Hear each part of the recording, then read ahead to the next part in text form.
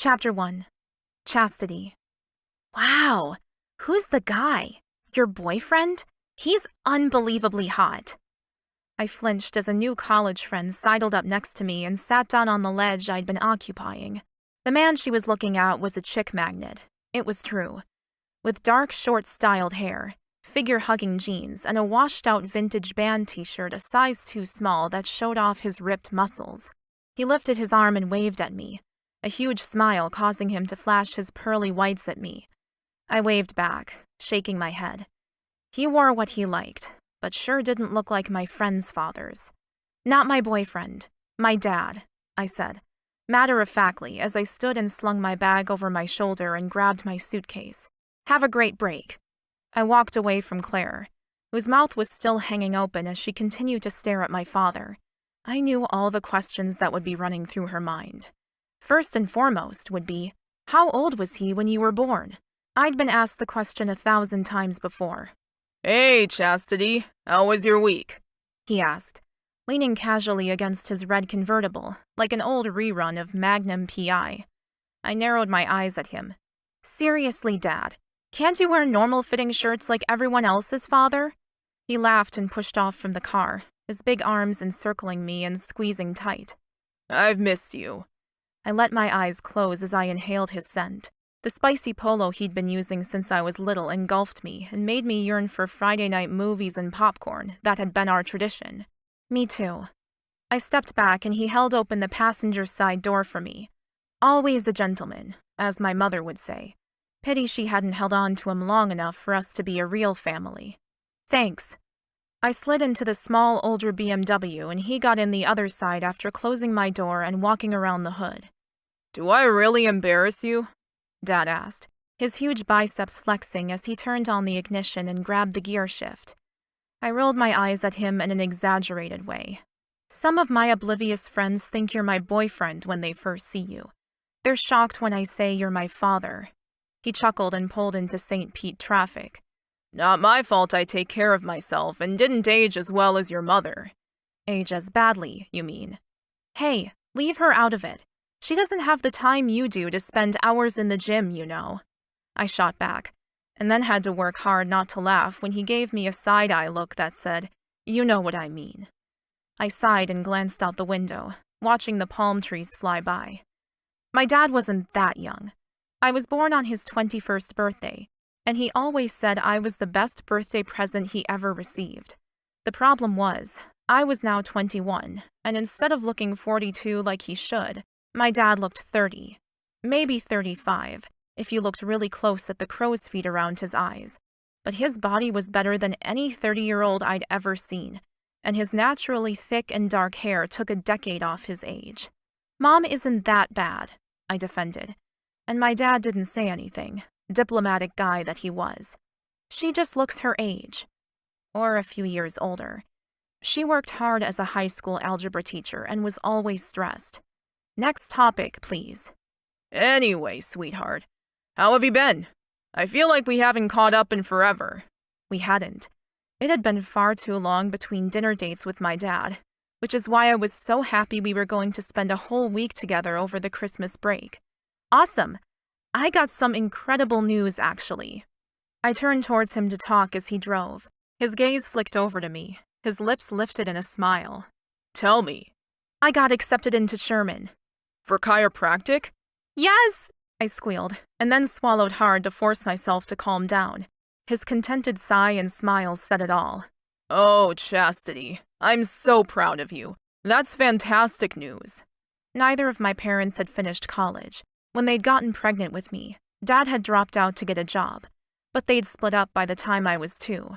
Luckily, Mom had managed to finish her teaching degree when I got older, but they both missed out on some pretty major opportunities in life, thanks to their promiscuity and stupidity. One of the main reasons I did not sleep around. Quite the opposite. I couldn't have done it without you, Dad. Nah, don't be ridiculous. You're a star, and you should shine. Both of my parents had helped me enormously through school with living expenses, since I'd earned a full financial scholarship for tuition, but my father was always my biggest cheerleader. Without your help, I could never have studied so hard, Dad. I want you to know how much I appreciate it. His cheekbones were looking suspiciously pink now, and he brushed the back of his free hand against his eyes. I'm just glad you used that brain of yours for something good. And I hope that means I get free adjustments for the first 5 years. More like forever. I beamed at him. I could never repay the help he'd given me, but I'd make sure his spine was in tip-top condition for the rest of his life. He chuckled and turned the car off the street and into the gym parking lot near his apartment. I glanced up at the large signage. All Day Health. Dad had managed to work his way up through the commercial construction company he worked for, and now had an office job preparing quotes and building specs for large projects. He had a nice apartment in an upscale part of town and worked out at an exclusive gym. Do you need to lift again before we get home? I joked as he parked and turned the ignition off. Not exactly. I've got a casual meeting of sorts inside. This investor is really difficult to pin down, so he invited me to have a chat after his training. It's a new business venture I'm looking into. Do you mind if we stop here for 20 minutes before we go home? I did mind a little bit. I wanted to spend time with him, not sit in the car by myself. Sure, but can I come inside with you? I don't feel like sitting in the car and frying in the sun. He laughed that deep, carefree laugh he'd always had. Of course. There's a cafe and an area to relax if you want to play on your cell for a bit. I'll show you. Perfect. I grabbed my bag and we both got out of the car. When we walked inside, the air conditioning hit me in the face like a snowstorm. Wow, it's freezing in here. Dad chuckled and indicated I should follow him, so I did. We walked through a second set of doors and into Nirvana, where the coffee was grinding, soft music played, and I couldn't stop myself from sighing. This is awesome. Nothing like the basic gyms Mom and I had frequented over the years. My father smiled again at me, then stepped over to the counter and spoke to the pretty woman working there. She nodded and he came back to me. I just spoke to Martine and she'll take care of you. Order anything you want. I won't be long, Chas. I promise. You all right here? In the lap of luxury? Absolutely. Yeah, sure, Dad. Go. See you in a bit. He disappeared through the frosted glass doors, and I suppressed the urge to squeal. I'd spent the last few weeks cooped up in a small dorm room studying for finals. This was heaven in comparison. Would you like something to drink? The pretty blonde called out, and I walked over to the bar. Sure. I know this is a strange request, but a hot chocolate, if you've got it? She nodded and went over to the coffee machine. I turned and leaned against the bar, letting pure happiness filter over me. When I'm a doctor of chiropractic, I'll belong to a club like this. One day. Growing up with a mother who had very little, we'd never gone on vacations. My father had helped the best he could, and I'd never wanted for anything I actually needed. But now I could see my future ahead, and I was sure my mom would love to join a place like this too. I owed her everything. I'd find a way to make it up to her. All the sacrifices she'd made for me. Just 4.5 more years of school and I'd be able to buy her all the extras she'd missed out on. The frosted glass doors that led into the interior of the health club opened, and my gaze swung toward them, half expecting my dad to walk back through. My belly tightened and clenched with an intensity I'd never experienced. Wow. The man who walked through the door was hot. Literally. You could feel the intensity of his power like a radiant wave of heat. Whoa. His gaze turned my way, and sparks sizzled between us. I couldn't move, and I couldn't look away as heat simmered through me. His lips lifted in a smile as he hefted his sports bag onto his shoulder. He seemed to be going for the doors that led to the outside, but then he turned and headed over to the bar near me. Hiya, Axel. Ice water? The blonde woman asked him, her voice strong and overly friendly. He winked at her and nodded. You know me well. Thanks, Martine. I shivered. The timbre of his voice was perfect, deep and rich, strong and sensual. He turned towards me, his perfect white teeth glistening in a smile as his blue eyes sparkled in response. Here to work out? Me? I struggled to think of a response. My gaze was drawn by the thin sheen of sweat on his bulging biceps, and I wondered how sweet he would taste. His physique wasn't exaggerated like some puffed-up bodybuilders, but God, did I want to bite those biceps. I shook myself. Me? No, just getting a hot chocolate and waiting for my dad. A warm drink may have seemed odd in this heat, but Christmas was approaching, and it was my holiday go-to. His eyebrows lifted high on his forehead, slight wrinkles at the edge of his eyes indicating he'd be about 10 years older than me, perhaps a little more. Nothing like a hot, older guy to teach you a few things, which I needed desperately. They sell hot chocolate here? He asked skeptically. I laughed. Yeah, she said they did anyway. Martine slid a mug across the counter towards me. We don't get many orders for it, but I always have some in stock. Why wouldn't they have it?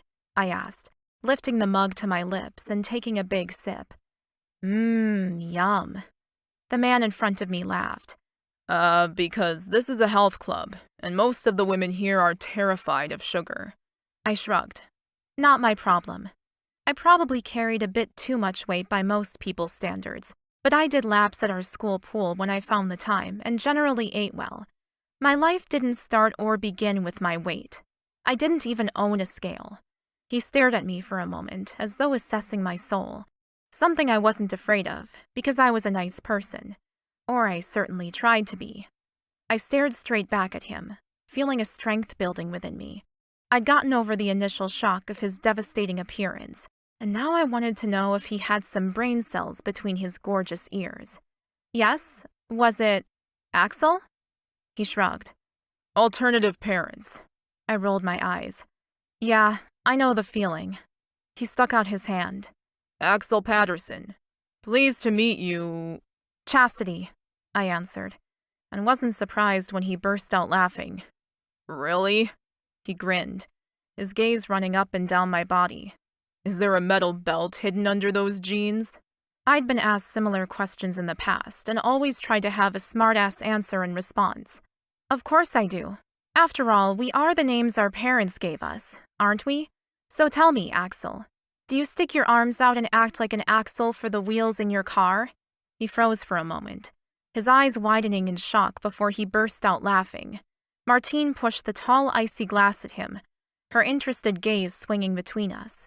He picked up his drink and downed the whole thing like a thirsty pelican.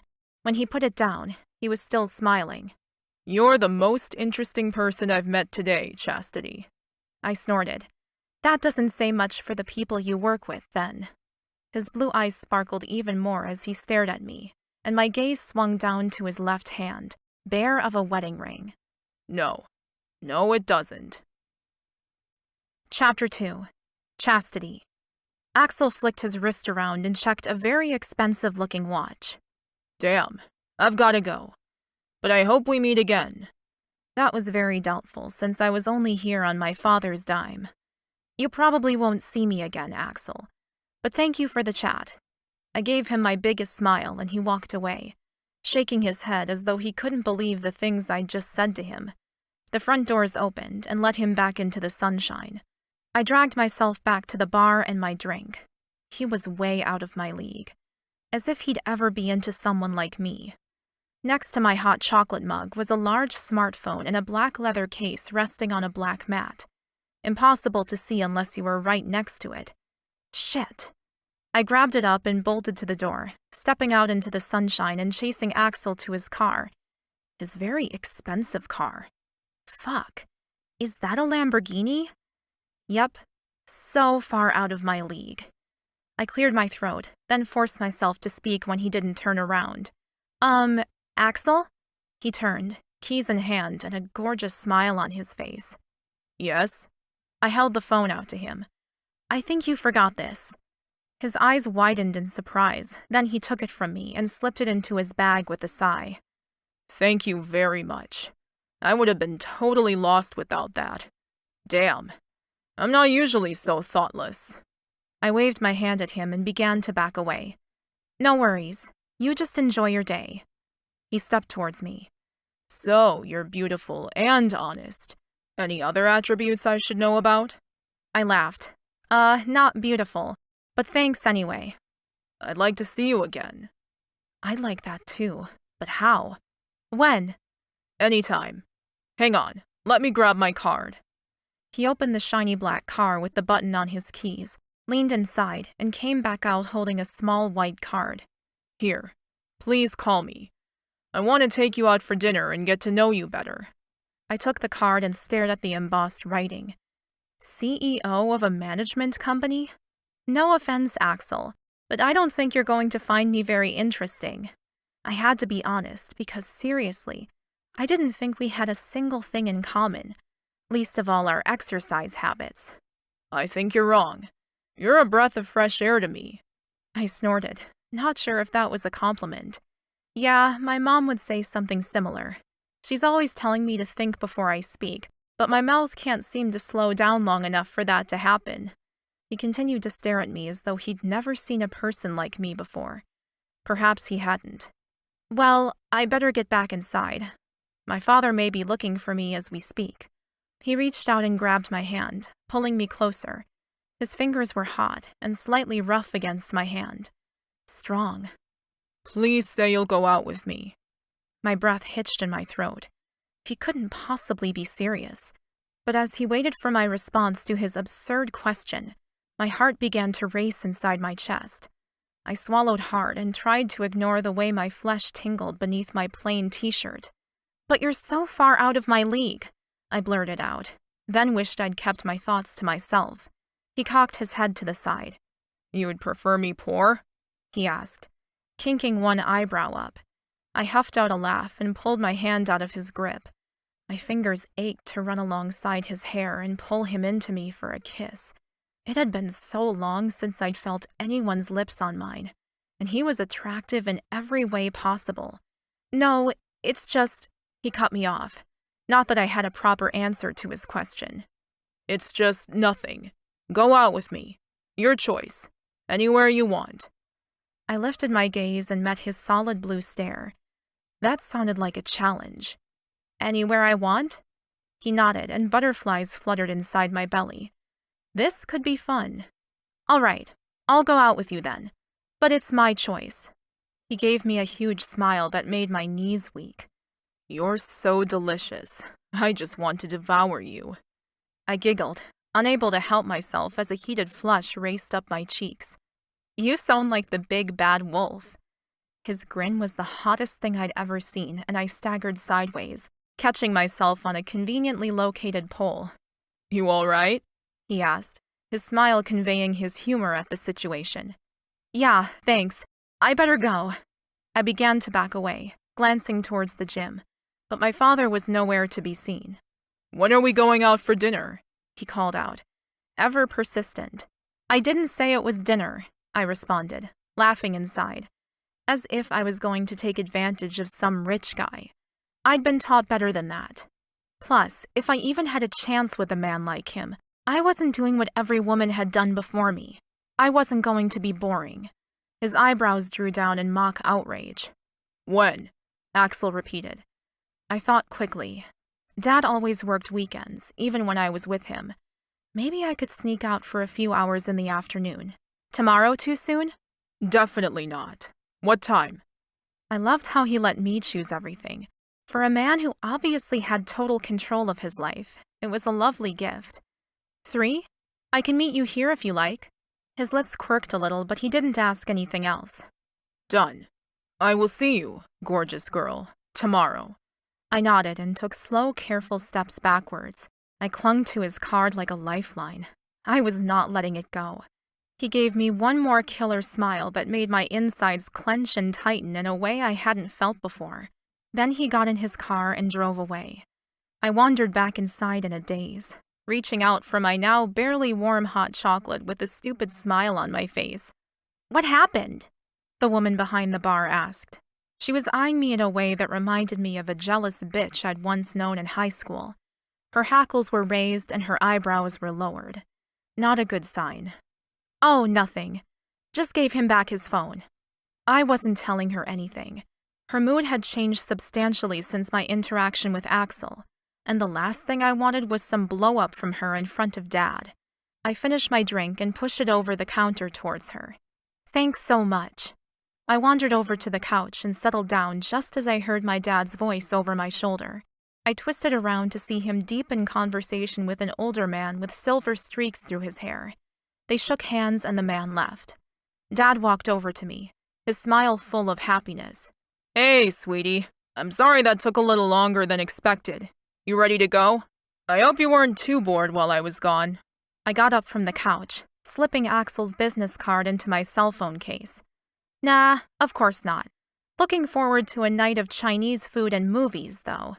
He put a comforting arm around my shoulders and tugged me in the direction of the entrance. You were? Perfect. Because so was I. Chapter 3. Axel. I tapped my fingers along the steering wheel of my car, a strange excitement bubbling in my gut. I hadn't done anything this impulsive in too long. I'd forgotten how good it felt. A movement caught my eye, and I turned to see Chastity walking into the gym's parking lot, dressed in the simplest of clothes: blue jeans, a plain red tank top, flat shoes.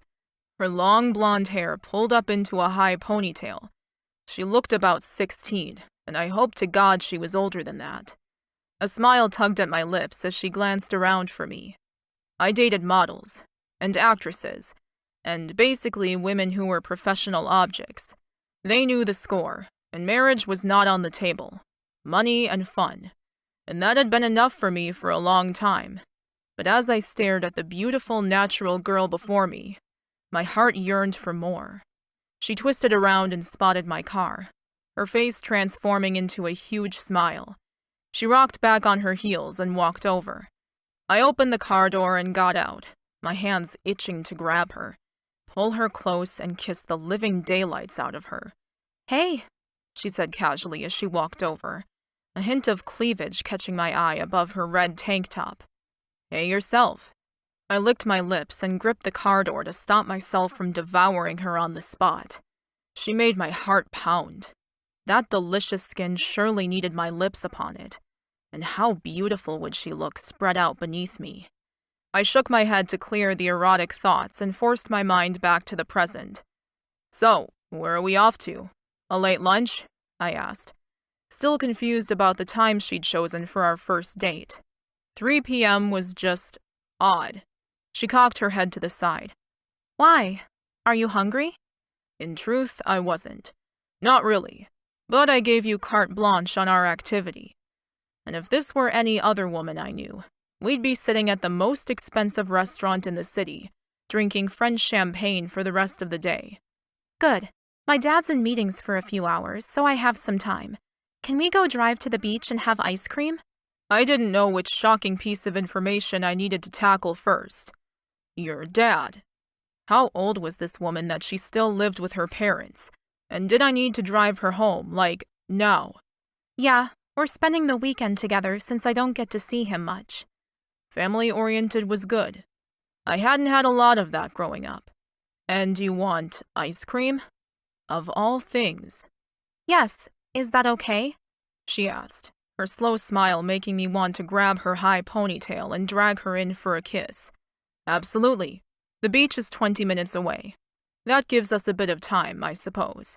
I was supposed to be working myself, but if she had a few hours free to eat ice cream and talk, then I was clearing my schedule. Jump in. She walked around the car, nothing in her hands, and jumped in. Don't you have a bag? I asked her. What woman went anywhere without her makeup, phone, and purse, and whatever else women hid in those things? Chastity reached behind her and grabbed a phone and some cash from her back pocket, placing them both on the dashboard. Got what I need. I could only nod as I stared at the crumpled $20 bills and the typical smartphone with the spangly pink case. I'm not sure I'm going to like the answer to this question, but how old are you, Chastity? She had to be 21. God help me if she's not. I started the car and she looked my way with a devilish grin. How old do I look? I groaned. Oh, fuck. About 16. She laughed, loud and hard. That's good to know. I waited, but she didn't answer. No, seriously. How old are you? I'm 21. How old are you? Relief flooded me. That wasn't too bad. Legal, at least. I'm 40, which was old enough. Too old, if you asked me. She laughed a bit softer this time. You don't look 40. I winked at her. I work pretty hard at that, so thank you. I ate clean, worked out hard, and was embarrassed to admit that I owned more vitamins and supplements than the local health food store. I would have said closer to 50 myself, she said calmly, not a bit of humor written on her face. I spluttered as I stared at her, my mouth hanging open. Huh? Was she serious? How could she possibly think I was 50? This time she burst out laughing so hard I saw tears at the edges of her eyes. You should see your face. Honestly, you've got to lighten up, Axel. I pressed my foot to the accelerator and turned the car into traffic, heading for the beach as requested. I hadn't been teased in far too long, and the uncomfortable feeling was like spiders crawling on my skin. Axel, you okay? I think so. I didn't like to think I was vain, but damn it. 50? Yeah, fine, I swallowed hard. Humble pie tasted like shit. I haven't had anyone tell me I look older than I am, ever, I don't think. She shrugged. Well, I hate to tell you, but you need some teasing. You take yourself too seriously. We pulled up at the first set of lights, and I turned to study her face. Well, that's what happens when you run a billion-dollar company. Her eyebrows shot up in the air, and her bare shoulders shuddered. That must be stressful, she said, not sounding very interested. Didn't she know what that meant for my life? Or what that could mean for her in the future if we continue to see each other? It means I can do anything I want, anytime. She snorted. Really? Can you go on a 3-month trip around Europe? And I don't mean to work. I mean like travel, relax, vacay. I eyed her carefully, then set off again as the light turned green. I wanted to watch her face during this conversation because I had a very strong feeling that I was going to keep this girl around for a lot longer than a few nights, and I wanted to know how much my money mattered. If I set things up properly, then yes. Sort of. She snorted again. No, you can't. And if I ever went overseas, I'd want to backpack through Europe. No swanky hotels, no plans. Just set off and go. Stay as long as I want in any place I liked. No computers, no phones, just adventure. I bet you couldn't leave your billion-dollar company long enough for that. This conversation had taken a weird turn. You want to travel rough? Did women still do that? Of course. I want to do everything. So you don't come from money then? I swear, I felt about 5 years old when she lifted her chin and stared down at me over her nose. My parents worked their asses off to put me through school. Am I looking forward to becoming a chiropractor and paying them back for all their support? Absolutely. But do I think money buys happiness? Absolutely not. I continued to glance over at her as we drove. My heart had begun to pound like it was readying itself for a run. I liked this girl. Her conviction, her naivete. Everything about her screamed pure and good. 2 things I hadn't had much of through my life. The silence stretched until I decided to continue the strange conversation. It sounds like you had a great childhood, unlike mine. She relaxed back into the seat, picking up her phone and stuffing the cash into the case. Oh, it wasn't amazing, but it was okay. My parents split before I even remember, so I was always shuffling between 2 houses, which was hard. But both of them made it work as well as possible, and I was always loved. That's better than mine. What are you doing? How come? She asked. I wanted to bite my tongue off. What was I doing, exposing all my history to the poor girl? Nothing. Tell me more about your parents. No, I want to know. Tell me. I considered the wisdom of my next move. Exposing anything about myself was never a good decision, but being honest was probably the best way to go with a woman like this. I shrugged as I drove, trying to make light of a pretty dark topic. I barely saw my parents growing up. They had too much money and no time for me. Now they live in London most of the year, and I hardly see them. So, most of your money is inherited? Her tone was cold as she asked. I grunted. Hardly. My parents believe in making your own fortune. They paid for a good education, then said, "You're on your own." And I've been working hard ever since. She seemed to relax at hearing that. I like that, she said. then sat up straight and waved her hands. Not the part about your parents being assholes. That's crap. But I like that you've made your own way. I think that's important. The atmosphere inside the car relaxed, and Chastity stared out the window as we neared the beach. Could we park near the shops on Gulf Boulevard? There's an ice creamery there that I love. Sure. I followed her instructions and pulled the car into a spot near the beach. My breath whooshed out of me as I stared at the crashing waves, the sunlight dancing off the never-ending blue. She reached over and squeezed my hand. Haven't been to the beach in a while, huh? Nope, not in months. Longer, actually, but I wasn't admitting to that. Great, then let's go. She released her hold on me, and I gasped from the strength of the tingles on my skin. Ridiculous. I shook myself as I got out of the car. She walked ahead, stepping up in front of one of the small shops and ordered a big waffle cone with 3 scoops of ice cream. Damn, the calories. She'd paid for herself before I'd had a chance to notice. What do you want, Axel? My treat. I wanted to scoff at her, but I could see from her clear eyes she wasn't joking. What do you recommend? Oh, everything. But this chocolate one is my favorite. She stepped closer and held the cone up to me to lick. I felt like an idiot, but did what she asked. I leaned forward and licked the chocolate ice cream. Dark, rich creaminess exploded across my tongue. I swallowed hard as her pupils dilated. Yum. She turned towards the man behind the counter. Double scoop and a waffle cone, please. I went to protest, but she waved her hands at me, and I was soon holding exactly what she'd ordered for me. When the guy handed her back her change, I pulled my wallet out. No, here. I thrust some money at the man who'd scooped our cones. Give her money back, please. The guy held up his hands in surrender, chuckled, and walked away from me. Chastity grabbed my sleeve and tugged. Not a chance. I've been coming to this place for 10 years, and your money's no good here. Let's go for a walk. The man behind the bar gave me a sympathetic smile, and I tucked the cash away. Fucking hell. That's a first. I stumbled onto the beach, my Italian leather shoes stiff and annoying. Let's go closer to the water. The sand's harder there. Easier to walk on. I followed her like a puppy, unable to resist. What sort of magic was at work here? So, now you've got me here. What are you going to do with me? I asked her. She grinned and kept licking her ice cream. I don't know yet. A growl rolled through me, and I reached out and grabbed her hand, pulling her closer so that our pelvises met and I could slide my arm around her waist. She stared up at me, our gazes connecting like 2 live wires. You are far too much to resist. You know that? She swallowed hard. No one's ever said that to me before. Well, they're idiots. I couldn't resist any longer. I dropped my head just as she lifted her mouth to mine.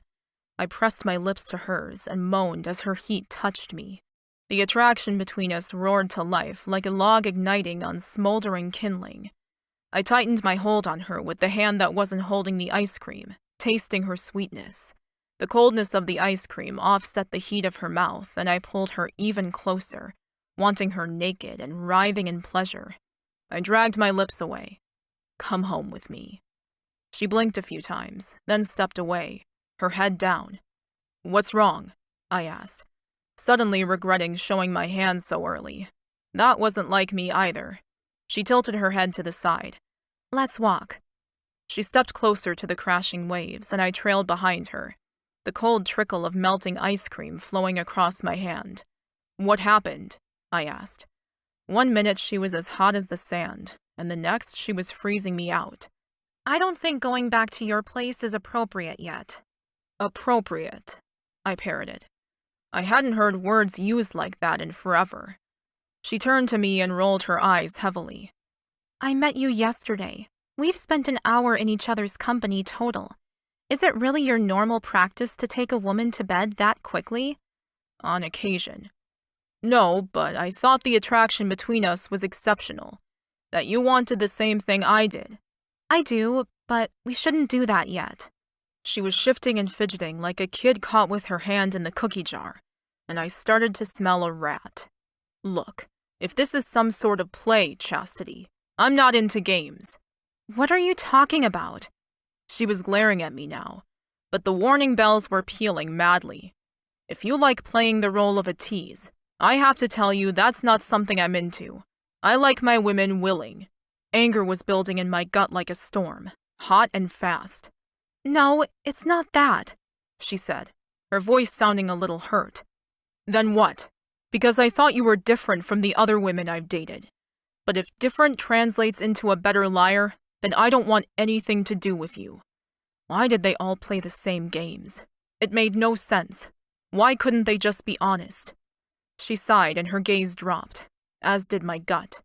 I should have known better than to act upon my lustful thoughts. Served me right to think I'd found someone unique for once. Chapter 4. Chastity. Fear poured through me like hot rain, making my heart pound and my stomach tighten. He wasn't going to want to speak to me after he learned the truth. No way. I don't like saying it, I managed to get out, clinging to the cone in my hand. You don't like saying what? He ground out. Everything about Axel had changed and I hated it. His mood, his face. Why was I suddenly the bad guy here? Obviously he was used to getting what he wanted when he wanted it, and screw anybody else. I heaved a sigh and put my ice cream to my lips, licking the rivulets of heaven. A fun date had just taken a terrible turn. Maybe we should just go back to the gym, Chastity, Axel said, his voice hard now. Okay. I nodded and began walking back to the stupidly expensive car. Why was he so angry with me? I walked past a trash can and threw my still beautiful ice cream in, my stomach rolling over and twisting like tumbleweed. What a waste of money and time. I could have just stayed at home and eaten out of my dad's freezer. He wouldn't have been angry at me. When I got to the car, I turned around to see Axel still standing by the trash, holding his cone and staring inside the can as though wondering if he was going to throw his out too. Are we going back or not? I called out, and he suddenly dropped his ice cream into the trash and stormed over to me. What's wrong now? I asked, stepping back and away from his unwarranted anger. I want to know where I went wrong. Tell me, please. You seemed so natural and different from all the other women I've met. How could I not know that you were just a tease? I put my hands on my hips and glared at him. Obviously, the poor guy had been duped by far too many gold diggers in the past. But I was allowed to say no without being accused of being like them. I wasn't lying. What are you talking about? He was just being plain stupid now. I mean this. He waved his hand back and forth between us. The sweet smile, paying for our ice cream, all so you can reject me when I fall for your act. I don't get it. Now I was getting angry. Look, just because I don't want to jump into bed with you after one kiss does not mean I'm a tease, okay? Who the hell do you think you are? Some sort of god? No, of course not. Then why take such offense because I asked you to back off for a bit? Because I know women, and you had all the hot signals on. I laughed in his face and squared myself up to glare at him. You know women, huh? What a crock of shit. His eyebrows shot up. I do, he declared. How much do you want to bet? He pulled back and looked me up and down, no desire or heat in his expression now. $1,000. Easy. Done. Tell me how many lovers I've had. His eyes narrowed and his mouth flicked into an odd smile. You won't tell the truth about that even if I do guess correctly. I leaned forward, connecting our gazes as tightly as I could so he'd see if I lied. How many men, Axel? His posture relaxed and he finally said, 3. I kept our gazes locked. Really? You think I'm some sort of amazing tease, but I've only had 3 lovers. That doesn't add up. His shoulders slumped a little and his gaze slid sideways. I didn't say you were experienced. You just seem to know how to play the game. I put all my anger into my gaze and spoke slowly. Look into my eyes when I say this, Axel, because I know you can tell when someone is lying. You wouldn't be filthy rich if you couldn't. Nod if you agree. He nodded. Look at me. His gaze slid back to mine, and I was beginning to see the start of regret in his eyes, but I was too angry now. I have never had a lover. I took a deep breath. Ever. His eyes went wide and he stepped back, bumping into his side mirror. But I wasn't done. I put my hands on my hips and glared at him. And just because I don't want to jump into bed with you right now doesn't make me a tease. It makes you an arrogant bastard. I waited for that to sink in before putting my hand on the car door handle. Now unlock the car. I want to go home. Chastity, I'm so sorry. You should be, because I am different and special. I've always known it, and so has anyone else who's bothered to spend more than an hour with me. So please open the car door and take me home. He nodded, pressed a button that unlocked the car, and I got in. I focused on my phone the whole drive back and didn't look at him once. What a fucking waste of time that was. When we finally pulled into the gym's parking lot, I opened the door with a grunt and got out as fast as I could. Dad's house was only a block away, and I needed the walk to let off some steam. Pity I couldn't go into the gym and beat up one of the punching bags. Chastity, please stop. I turned around and crossed my arms over my chest. What?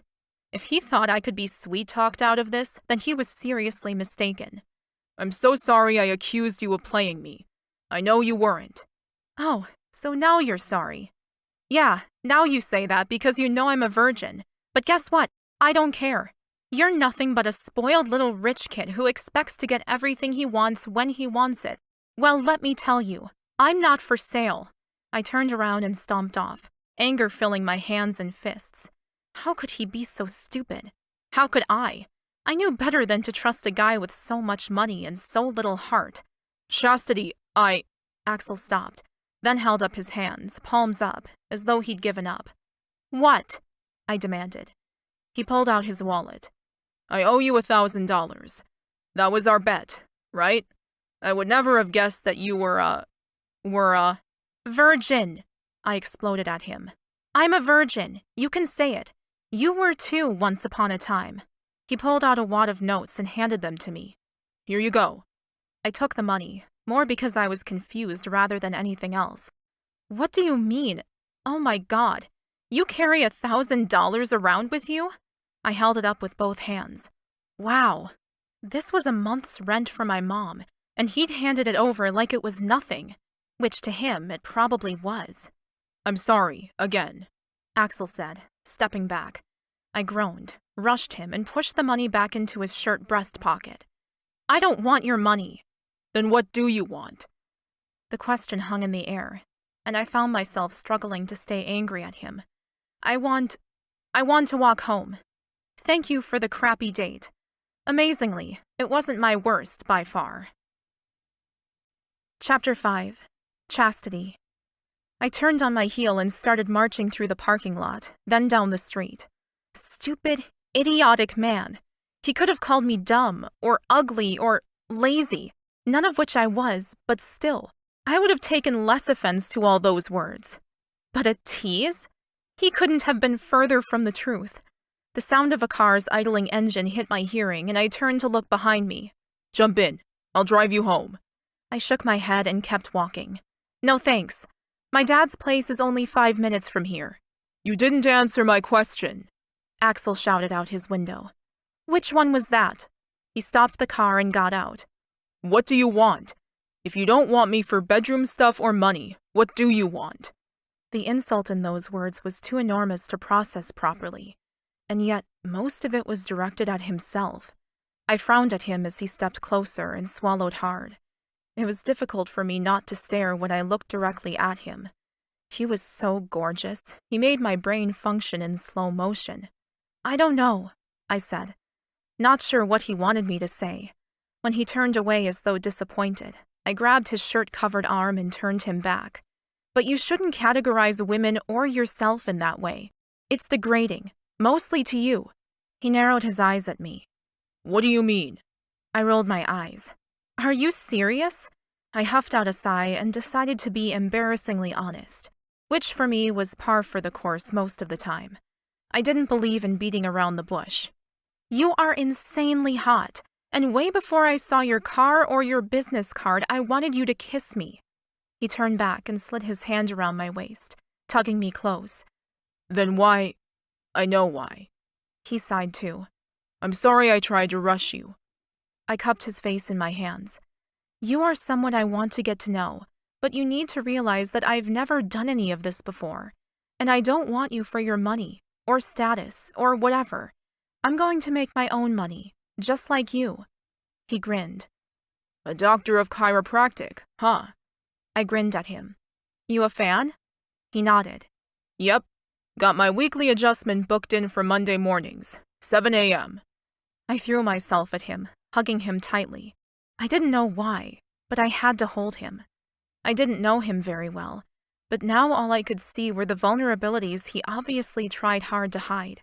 He was gorgeous, successful, and 40. But had he ever been married? Kids? His parents hadn't loved him. So had he ever let anyone else? I pulled away and he stared down at me, his eyebrows lowered over his eyes. What was that for? I swallowed the lump in my throat. I just wanted to. Does this mean I'm forgiven? He asked. I bit my lip. I suppose so. After all, could I really blame a guy who obviously had more scars than a pro football player for assuming I was like every other woman? But I wasn't, and he needed to know that. But no more second-guessing my motives. I'll be honest with you. I promise. He inhaled sharply. Okay. So you don't want to come back to my apartment then? I was surprised by the question, but then he followed it with the most gorgeous grin, and I knew he was joking, so of course I had to tease him. How could I resist? I will, but only for an epic makeout session. Think you can handle the blue balls? His mouth dropped open. I laughed. Another day, maybe? He ran a hand through his disheveled hair and huffed out a laugh. I can handle the blue balls, but I'm not sure I can keep my hands to myself. I'd want to feel you come around me. It was my turn for my mouth to drop open. Axel grinned. Yeah, exactly. I pressed my lips together, trying not to laugh. What a thing to say. Well, how about we try again? I asked. Another date? Maybe dinner this time? He nodded, straightening up and looking more confident by the second. Tonight? I laughed and shook my head. Already got plans with my dad. How about tomorrow night, or Monday even? Tomorrow, Axel said. Definitely. I smiled, then found myself staring at his lips and aching to kiss him once more. My dad's apartment is just down the block, but I'll walk you. Okay. We turned and started ambling along the sidewalk. I took his hand because, why not? He stared at me a moment when I did, but didn't shake me off. Instead, he gripped my fingers tighter, and my breath caught in my throat. I was in so much trouble when it came to this guy. He was too beautiful, genuine, raw, and so different from anyone else I'd ever met. But was a mutual attraction enough to keep us together when we were leagues apart in every other way? We walked the final half block, and suddenly we were standing outside my dad's massive apartment complex, and I was thinking of reasons to delay going back inside. Well, Axel slid his hand up my arms until he finally cupped my face and lifted my chin, so I was staring up into his gorgeous eyes. I'm going to kiss you goodbye. I nodded, lifting my arms to encircle his neck and drag him closer. But the kiss was a chaste one, a mere brushing of his lips against mine before he was pulling back. I groaned. Now you're teasing me. He laughed and slowly stepped away. I'm seducing you. There's a difference. I pressed my lips together, trying to hold on to his taste forever. I better go up. Dad will be done with his meetings by now, most likely. I'm assuming you don't want to come up to meet him. I waggled my eyebrows at the billionaire, as the man ran a hand over the back of his neck and stared at his shoes. Nah, it's okay. I laughed aloud at that one. Too early? He nodded and lifted his head to meet my gaze. Yup, a bit. Then he stared up at the building. My best friend lives here, actually. It's a small world. I shrugged. There were hundreds of units in this complex. Well, next time you're here visiting him, come by. He nodded, his eyes blazing with promise. Will do. He began walking backwards, a smile still glued to his luscious lips. I'd better get going. I watched him go, loving how young and silly he seemed as he stumbled across the street and walked back to his car. If only his business partners could see him now, all relaxed and embarrassed and unsure. I kinda loved it. Bye! I waved at him with my arm over my head. He chuckled to himself, turned, and walked away. Damn, he had a fine ass. No man should be that handsome and that rich. It wasn't fair to the rest of the world. With my heart singing, I practically skipped into my dad's apartment building and zipped up to the 10th floor where he lived. I didn't knock on the door. I could hear him talking inside, through the door, and he had his business voice on. I pulled out the single key in my back pocket and slid it into the hole. Dad raised his hand in greeting as I stepped over the threshold, then turned back to his phone call. I went to the bathroom and stared in the mirror, taking note of my shining eyes and my 2 red lips. You're in way over your head with this guy, I said to my reflection, and yet I found myself laughing, bubbles of happiness floating to the surface. I shook my head, still staring in the mirror. This is crazy. I needed a shower or something to distract me and use up all this excess energy, so I stripped out of my clothes and climbed into the shower, the hot water beating down on my hair. Hey, sweetie, Dad called into the bathroom, the door only opened a crack. How was your date? I laughed at how excited he seemed. Been waiting to ask that question for a long time, haven't you? He chuckled. Well, you work too hard. You deserve some fun, too. I was in total agreement. Squeezing the shampoo into my hands, I worked it into a lather, then started scrubbing my head. It was okay, but it was just ice cream. So, are you gonna see him again? Or cut and run? I weighed how much to tell my dad, thinking about the age difference. Not gonna happen.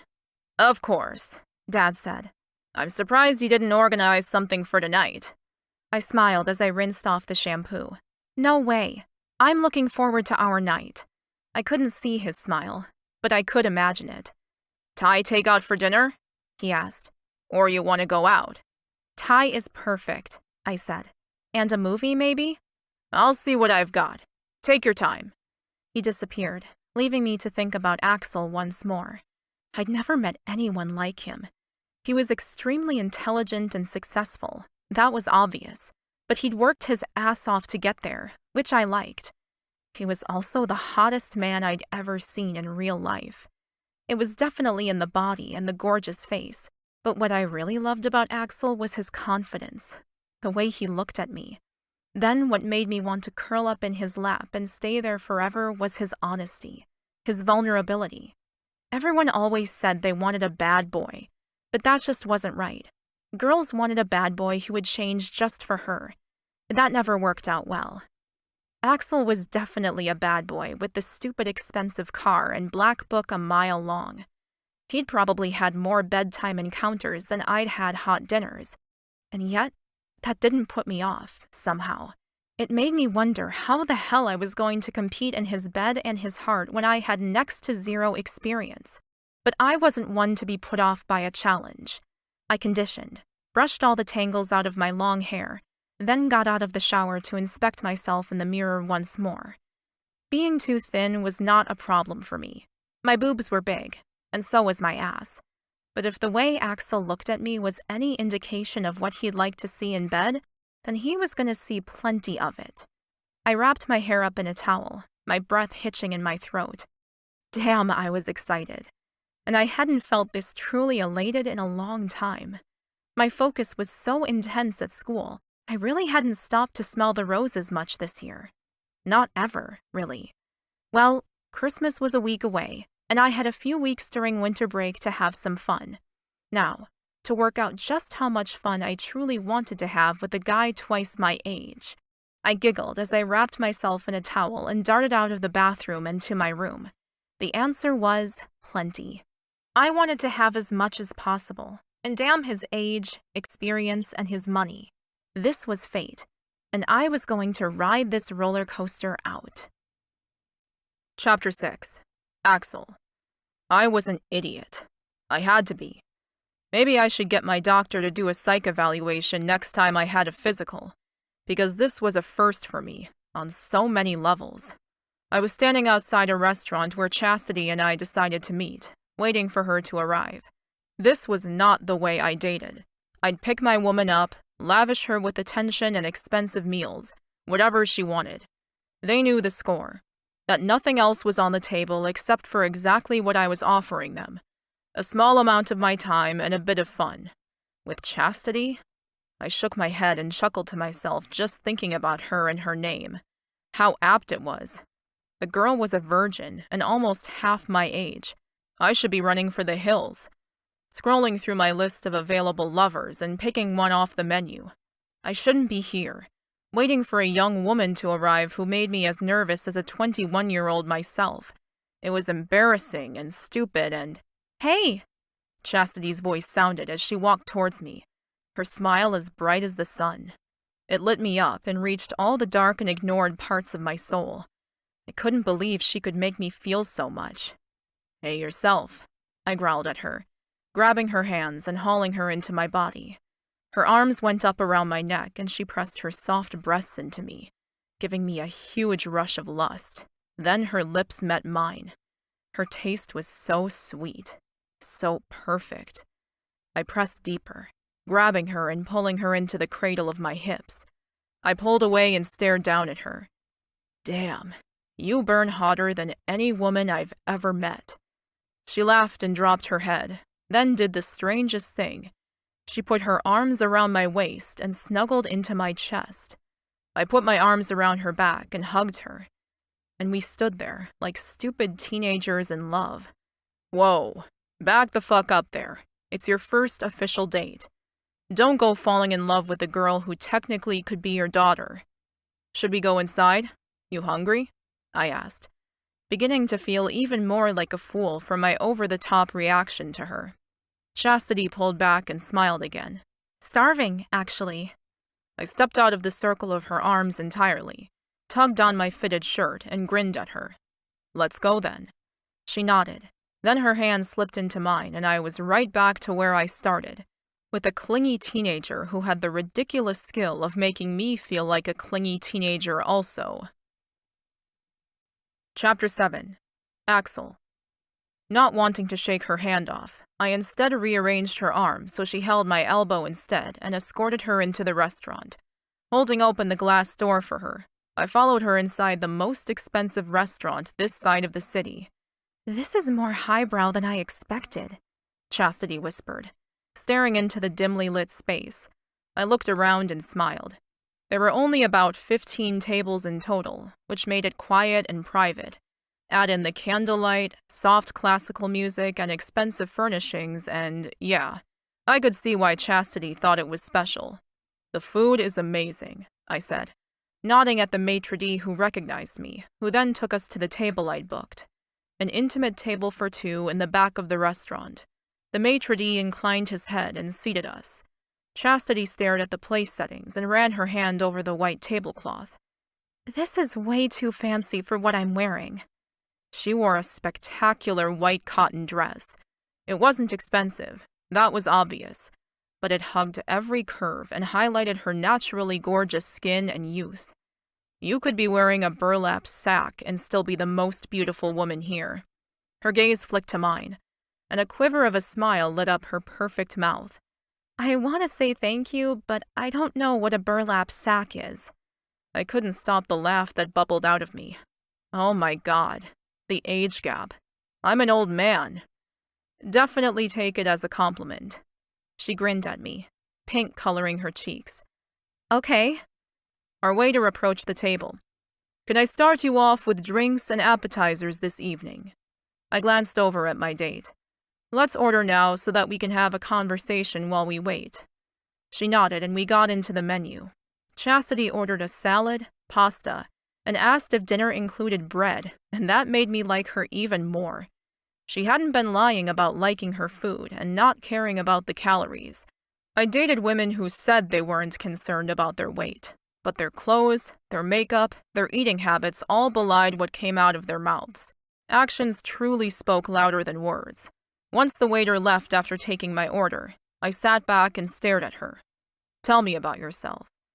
She shrugged, and the creaminess of her skin in the candlelight once again caught my eye. What do you want to know? I inhaled deeply. Well, may as well dive in the deep end. I feel totally out of my depth with you anyway, so…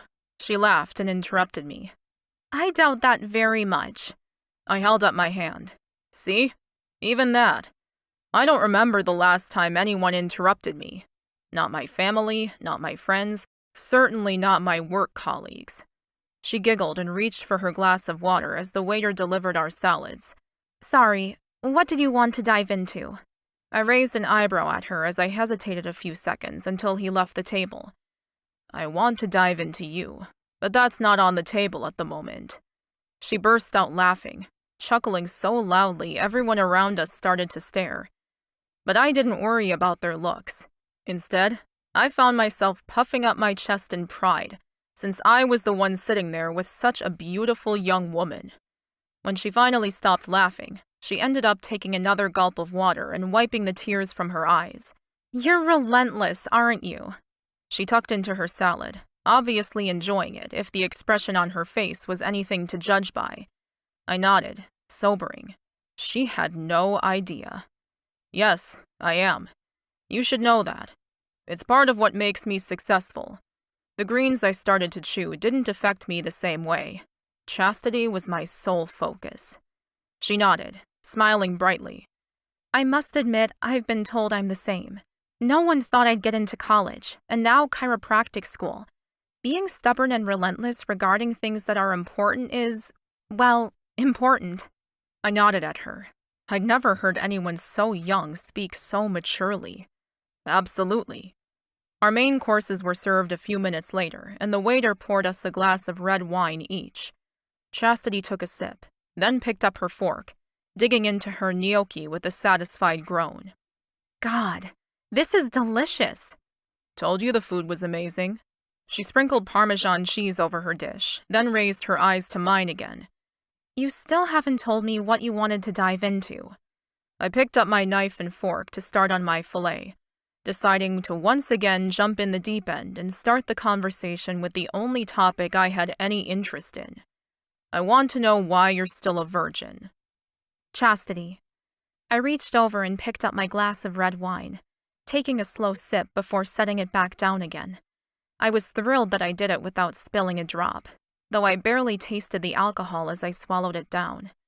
Could he have possibly chosen a more embarrassing topic? Because he's a horny man. Why else? Why? He cut into his steak and chewed, appearing thoughtful. What do you mean, why? It's a pretty important question, I think. I shrugged. It's not that interesting. His eyes gleamed as he ate, and I wondered what he was thinking, but was afraid to ask. He'd probably tell me sooner rather than later. The guy didn't exactly have any shame. May as well tell him the truth. Well, I suppose I never met anyone I wanted to go to bed with. Axel gave me a look that reminded me of a principal who wasn't impressed with his student. I find that very difficult to believe. I reached for the wine again, this time taking a longer sip and enjoying the foreign taste and slight burn. Well, look, I've never really overanalyzed it, but it probably has something to do with my parents. How so? Are they extremely religious or something? I laughed at that. Hardly. No, it was just, they got pregnant with me when they were young, and it wrecked a lot of things for them. Dad didn't get to finish college, and neither of them ever married again or had any other kids. I just feel like you shouldn't be with someone in that way unless you're willing to pay the ultimate price of that mistake. When I saw Axel's gaze become shuttered and his head bent to focus on his food, I knew I'd said too much. I rushed to reassure him. I didn't mean it like that. Like what? He asked. Like that I won't sleep with you unless you're willing to have a baby with me. That just sounds crazy. Axel picked up his own wine glass, his eyes shimmering with an intensity I couldn't quite make out. What do you mean, then? I sighed. Look, I take it seriously because it's something serious. The consequences can be extreme in some cases, and I'm not an irresponsible person. I'm sorry if you find that a turnoff. I set my glass down and pushed my unfinished meal forward. Why did every conversation with this guy turn into something uncomfortable? I think we need to get out of here, Axel said suddenly. I glanced up. Are you serious? He nodded. Just for a minute. Would you come outside with me? I nodded, my face heating with shame. What the hell was wrong with me? Why did I have to be so fucking honest all the time? I could have just said that all the guys at school were creeps, and I was waiting for someone who at least turned me on enough to part with my virginity. I stood up and heard Axel say to one of the staff, "We're just stepping out for a moment. We'll be back in a few minutes." Then he set his hand on the small of my lower back and escorted me out of the restaurant and around the corner. Chapter 8. Chastity. I'm sorry, really, I began to explain, but as soon as we'd stepped into the alley next to the restaurant and no one could see us anymore, Axel was pushing me up against the brick wall, his delicious body pressing into mine. "Do you know how fucking hot you are?" Axel ground out, his lips speaking directly into my ear. He slid his hand up my ribcage, then moving up my neck until he gripped my jaw and held my head in his hands. I swallowed hard, feeling trapped, possessed, and in need. "I thought you didn't like what I said," I whispered back. He groaned aloud this time and thrust his body against mine. "A part of me didn't. That educated, damaged, hardened part of me that's been screwed over by women time and time again is telling me that this is just a game you're playing. That you're really saying that if I take your virginity, then I owe you. Marriage, children, money. Whatever it is that you really want." Tears sprang to my eyes, and I swallowed hard before I could speak again. "That's not true. You're the one chasing me, not the other way around." "I know," Axel said into my ear. "And if you can't feel how much I want you, then something's wrong." He thrust his hips against me again, and heat unfurled inside my belly. Oh, I could feel it. "Then how come—" "Because that's only one voice in my head, the other part of me. And the part that I'm more inclined to listen to at the moment loves the fact that you are so fucking honest and sincere and responsible and unlike any other woman I've ever known." I nodded, not sure what to say, but hoping he'd keep talking. "Then why did you seem so angry inside?" I whispered, turning my face closer to his, needing to be kissed. He pulled back slightly so that I could see his eyes, and he stared at me. "I'm not angry with you. I'm intrigued by you. I'm confused by you. But I'm not angry." "But why—" He kissed me so hard and fiercely, I lost my breath. Then I was kissing him back with all the pent-up passion in my soul. I opened my mouth for him to kiss me deeper. He held my face and I grabbed at his waist, wanting him naked, wanting to touch his skin. Then he stepped away from me, and he was breathing like he'd just run a marathon. His hair was disheveled as he ran his hand through it, and my mouth felt swollen and bruised. He stumbled back another step. "Damn, woman. What are you doing to me?" I took his question to be rhetorical because I didn't have an answer for him. "I just want to ravage you. You have no idea." I did have some idea. My panties were soaked, and my heart was thumping in my chest. I wanted him so much it shocked me. "I'll go home with you tonight, if you still want me to." Axel stared at me, his eyes blazing with heat. Then he stepped back into the darkness with me and kissed me again. Chapter 9. Axel. I kissed her gently this time, sipped from her lips as though drinking a fine wine. I had to calm down. She'd just offered to come home with me, and I knew what that meant. She was offering me her virginity, which I couldn't just take. She'd waited this long for a reason. She hadn't thrown it at her high school sweetheart, nor fallen into bed with some drunken frat boy at school.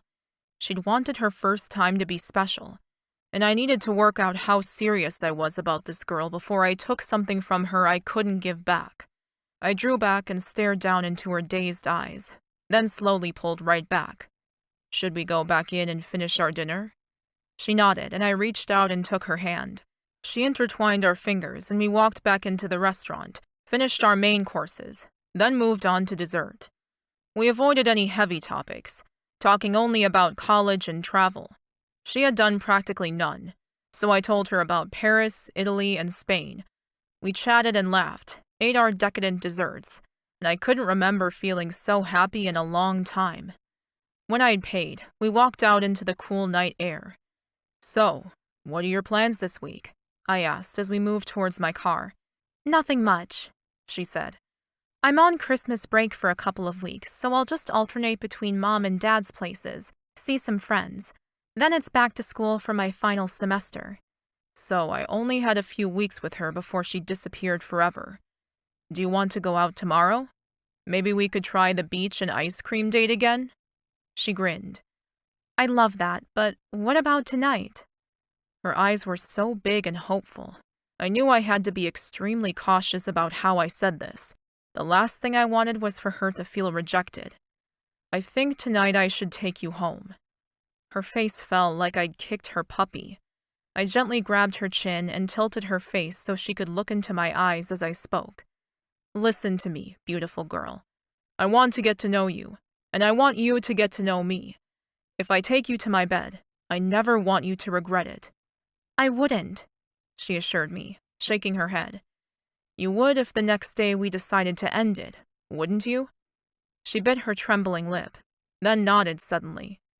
Yes. So before either of us commits to this any further, let's hang out a bit more, okay? Okay, she whispered. Hey, I said to her, needing her to understand. I'm not saying no.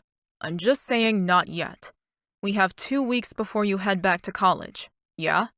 She nodded. I grinned at her. Do you think I'm worth waiting 2 weeks for? The question should have been ridiculous, but instead, she pouted.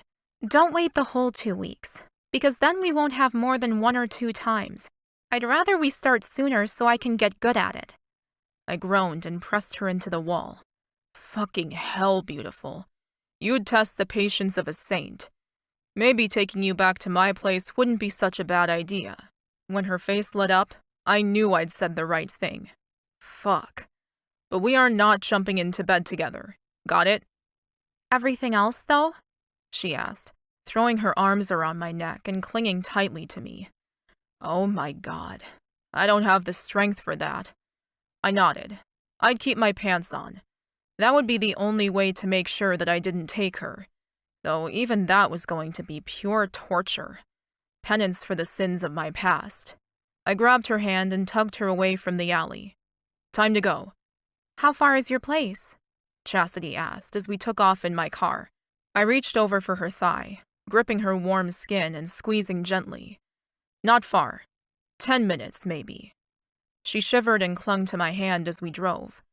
We didn't speak, and it only built the tension higher, tighter. How was this the same girl who'd rejected my advances yesterday? Had so much changed between us that she was now willing to jump into bed with me. I glanced across at her, afraid to speak in case I broke the unbearable tension aching between us, but I had to know. Why now?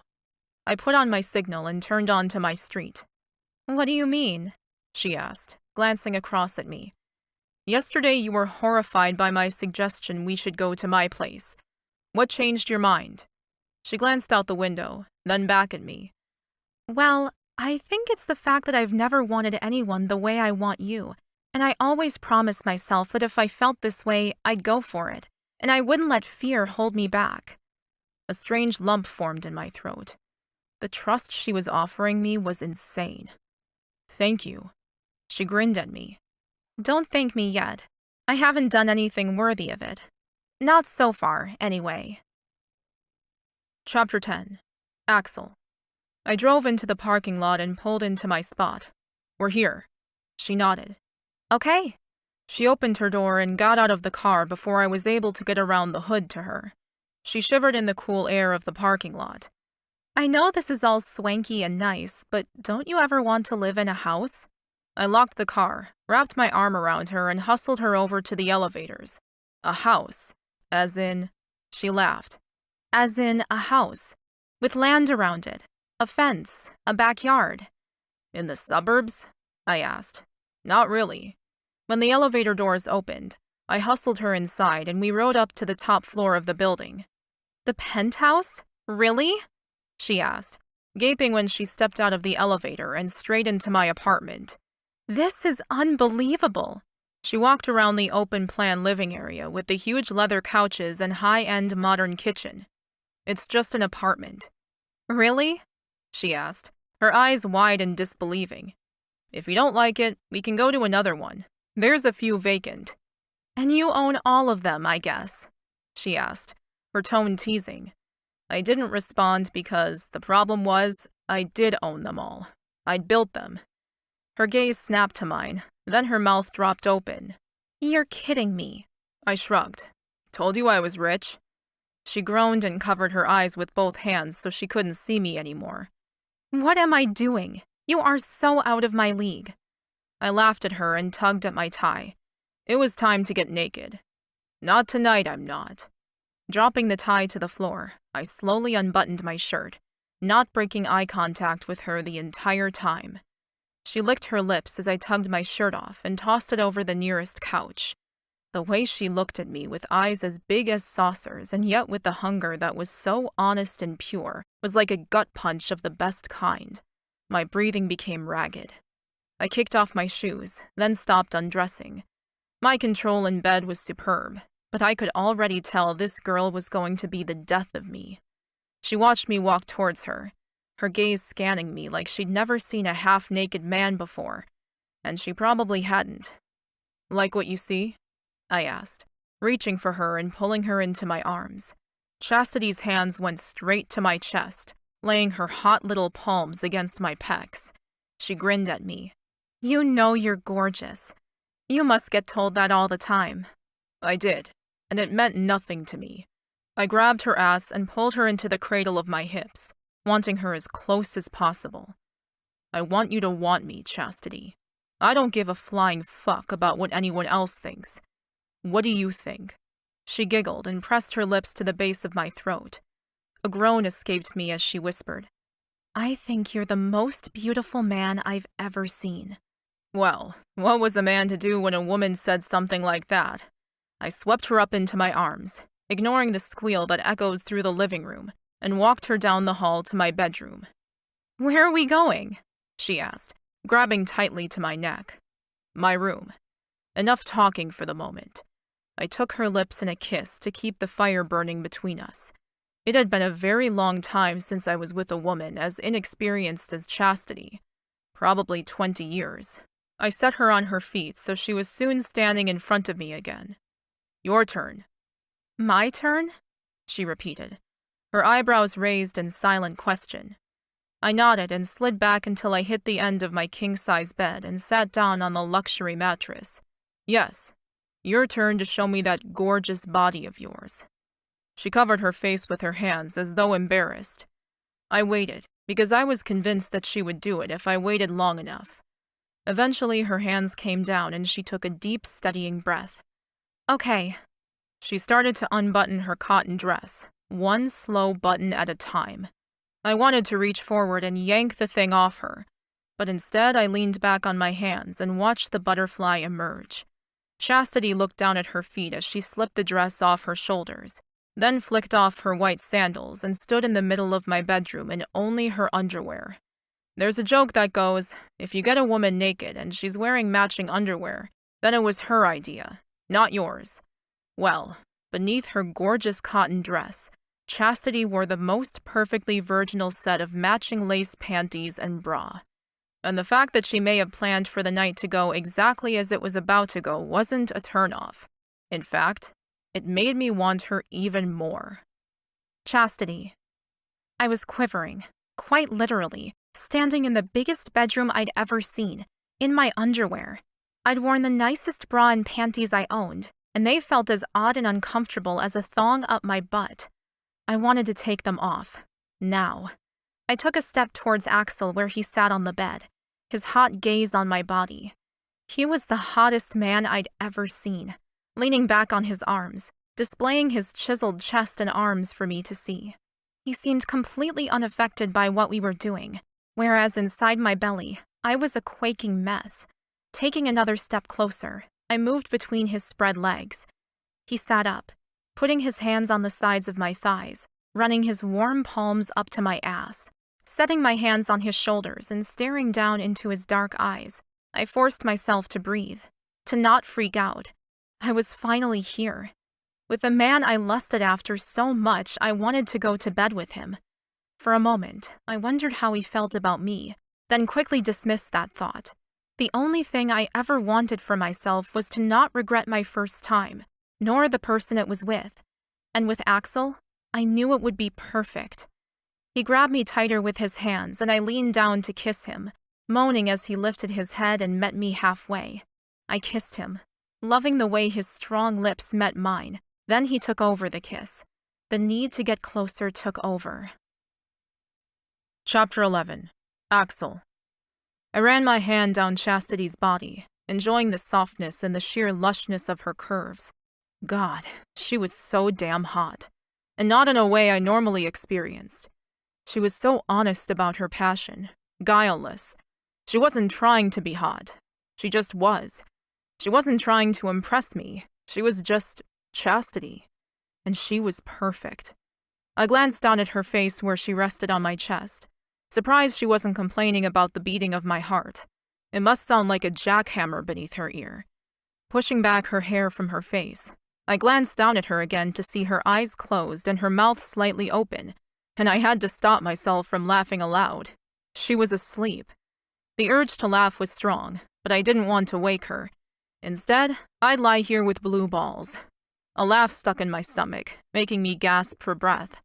Fuck, she was funny. I lifted my hand and stroked her hair again, closing my own eyes for a moment. I never slept next to the women I dated. I had a separate bedroom exactly for this situation. Sleeping next to those hookups was an uncomfortable complication I didn't need. Not to mention I couldn't get a decent night's sleep. I tried several times before, and it always ended the same way, with me getting up at 4 a.m. because I'd barely slept a wink. My routine was consistent. I'd get up, take a shower, say goodnight, and settle into my guest bedroom. I wasn't rude enough to ask them to leave. They were always blissed out and comfortable, so I just left them there. But this was nice. I didn't feel that urgent need to climb out of the bed and run to the shower. I felt content, considering nothing had happened for me except pleasuring Chastity. And God, had that been amazingly hot. Incredible, actually. Smiling, I relaxed into the pillow, letting myself enjoy the feeling of her sleeping on me for a minute. I promised myself I'd get up and move soon, but for the moment, I wasn't going anywhere. When I woke up in the morning, I was confused. I was lying on my side, the blankets covering me, and in my arms was Chastity. My arm was wrapped around her waist, and her naked body was pressed against me. I froze. How on earth had that happened? Surely it couldn't be morning.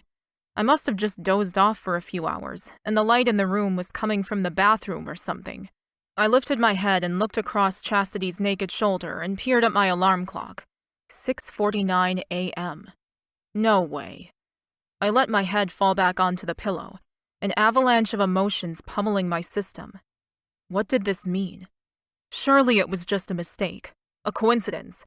This couldn't be the woman I was meant to be with. It was impossible. She had her whole life ahead of her. School, travel, work, kids. I'd done it all already, except for the marriage and kids part. I'd skipped that intentionally, and I wasn't sure it was a life goal I had anymore. I lifted my arms from her warm flesh and slowly rolled away. Part of me had always thought that the woman I could sleep next to all night would be the woman destined to be my wife. After all, for me, being able to sleep next to a woman meant I trusted her. It meant that I was safe to relax around her. And that had, literally, never happened with another woman. I grabbed my cell phone and moved to the bathroom, scrolling through my hundreds of emails, texts, and messages. It was Monday, and I had to work today. In fact, I was already late from my training session at the gym. I went to the toilet and jumped in the shower, scrubbing myself clean. What was I going to say to her this morning? I had no idea. I couldn't give her my normal, "Thanks, see you around," speech. For one thing, I hadn't had enough of her yet. Yes, that was it. This uncomfortable feeling was only because I hadn't been with her yet. Once I did, well, maybe more than once, I'd feel better. As though I could let her go and not look back. The feeling of being out of my depth was unusual. It didn't happen in business, and certainly not in my personal life. The bathroom door opened, and Chastity suddenly walked in. The cotton dress she'd worn last night had been donned again, and I felt an instant kick of disappointment that she'd covered herself up. I poured some shampoo into my hand and started scrubbing my hair. "Take your dress off and jump in. I'm sure you could use a shower after last night."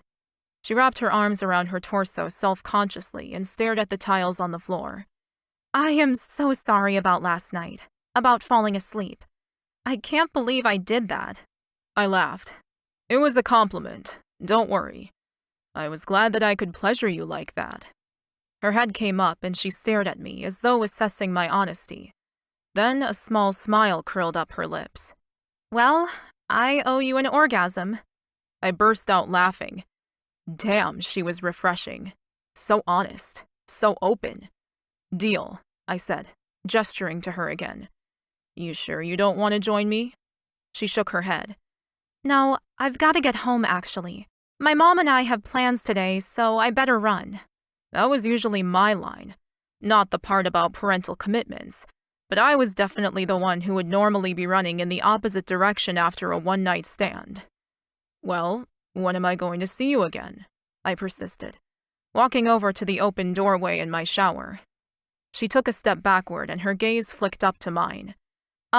When do you want to see me again?" "Tonight?"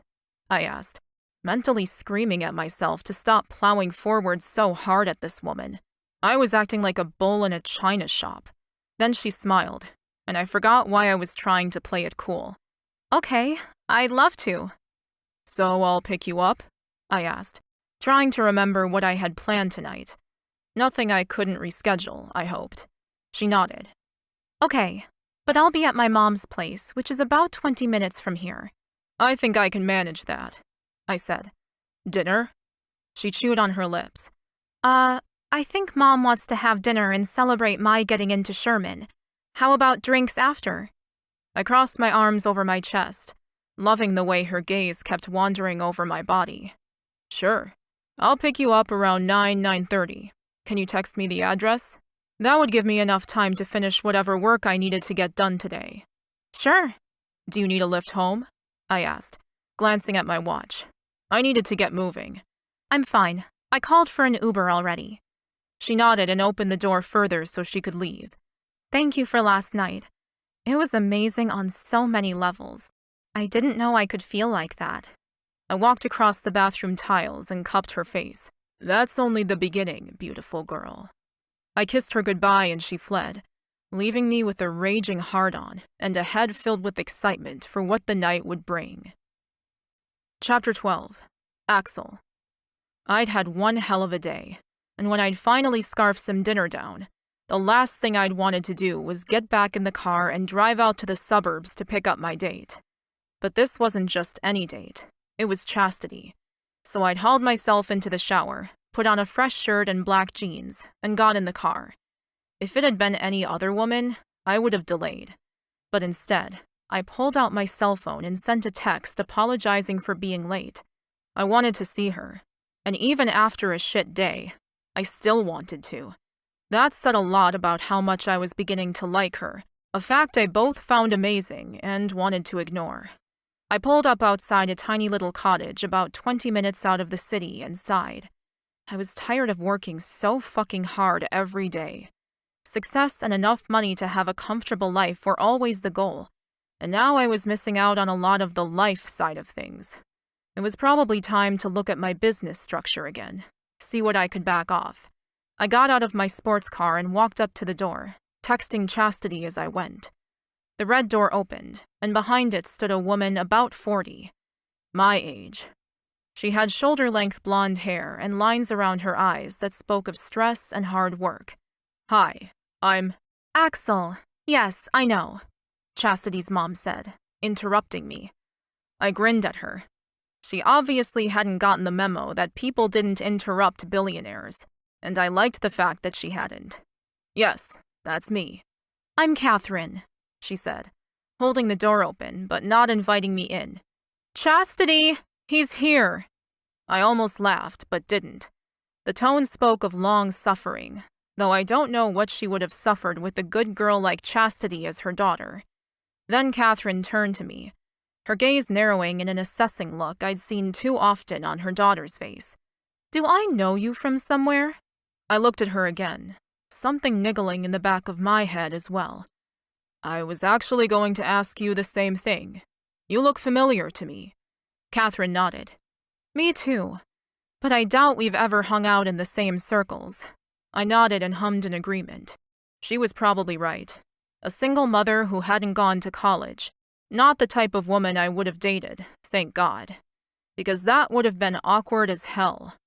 There was something strangely familiar about her, though. I felt like I'd seen her before, when she was younger. Or maybe I was just confusing that thought with how much she looked like Chastity. Weird. Hey! Chastity suddenly stuck her head in the doorway, her hair freshly styled and her face full of makeup. I blinked. Wow, I don't think I've ever seen you so done up. Her mom growled. That's what happens when she spends too much time at her father's. She forgets how to be a girl. I reached out a hand to her, and she took it. I kind of like you better natural. And I did. The makeup added years to her face. She had such beautiful clear skin beneath the foundation. It seems strange to me that her mother would try to hide that. Thanks, Chastity said, beaming up at me. Give me 2 seconds. She squeezed my hand, then raced off back into the house, leaving me standing on the doorstep with her mother. Again. I might wait in the car, I said, nodding to her. It was nice to meet you.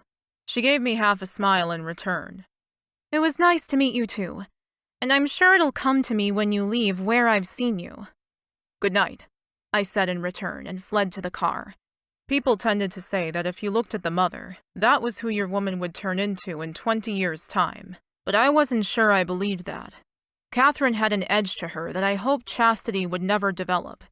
It spoke of heartbreak and disappointment. When I got to the car, I turned around just in time to see Chastity kiss her mom on the cheek, and with the bag now casually hanging over her shoulder, she came running at me. I held out my arms and laughed as she jumped into them, hugging me tightly. I didn't lift my gaze to look at her mom, though I could feel the heat of her stare boring down into me. Shall we go? I asked. Yes. I held the door open as she climbed into the passenger side. Once I'd shut the door, I waved to her stony-faced mother and jogged around the car to get into the driver's seat. Once inside the car, I glanced at her face again, relieved to see her fresh, bright face once more. You got rid of the makeup, I said, turning on the ignition.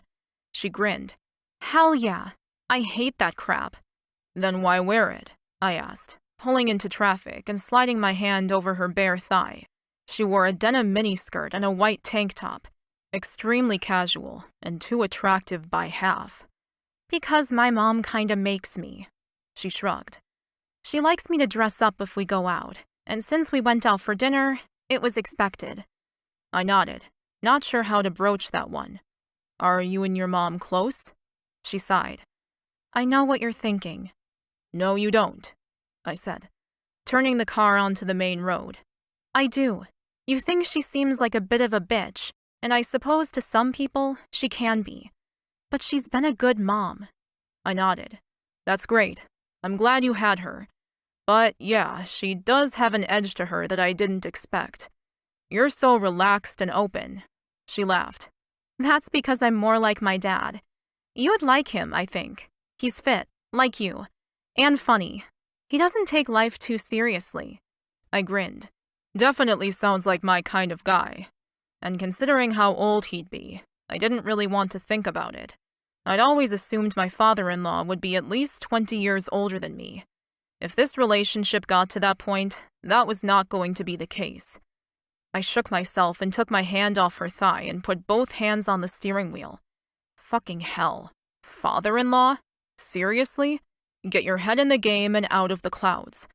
So, what are we doing tonight? Chastity asked. Anything you want, I said, grinning at her. I was thinking we could have a few drinks, then back to my place, maybe? She reached over and ran her hand over my denim-clad thigh. I think that's an awesome idea. Blood throbbed in the lower regions of my body, and I groaned. Now I want to pull over and ravish you in the car. Chastity looked up and down and around the car, then sat back and laughed. Yeah, no. This car was not meant for ravishment.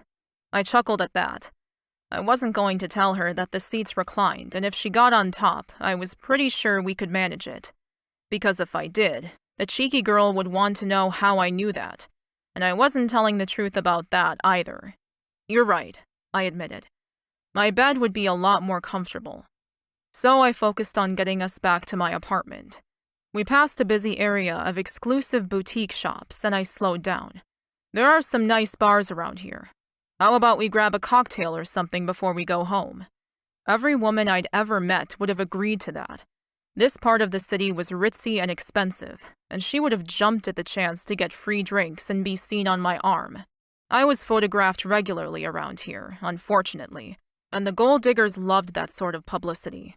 So when she screwed up her face and said, "No, thank you," I was shocked, and that was an understatement. You sure? I asked again. She slid her hand over my thigh. "The only cocktail I want is in this car. Are you going to let me drink that one?" I glanced over at her face, and she looked utterly serious. Heading to my building, I pulled the car into my parking lot and didn't utter a word until I'd parked in my reserved spot, turned off the car, and twisted around in my seat to look at her. Had she just said what I thought she said? Could you repeat that, please?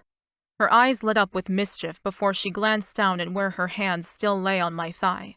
"I was hoping you'd let me play with you tonight, like you did with me on Sunday night."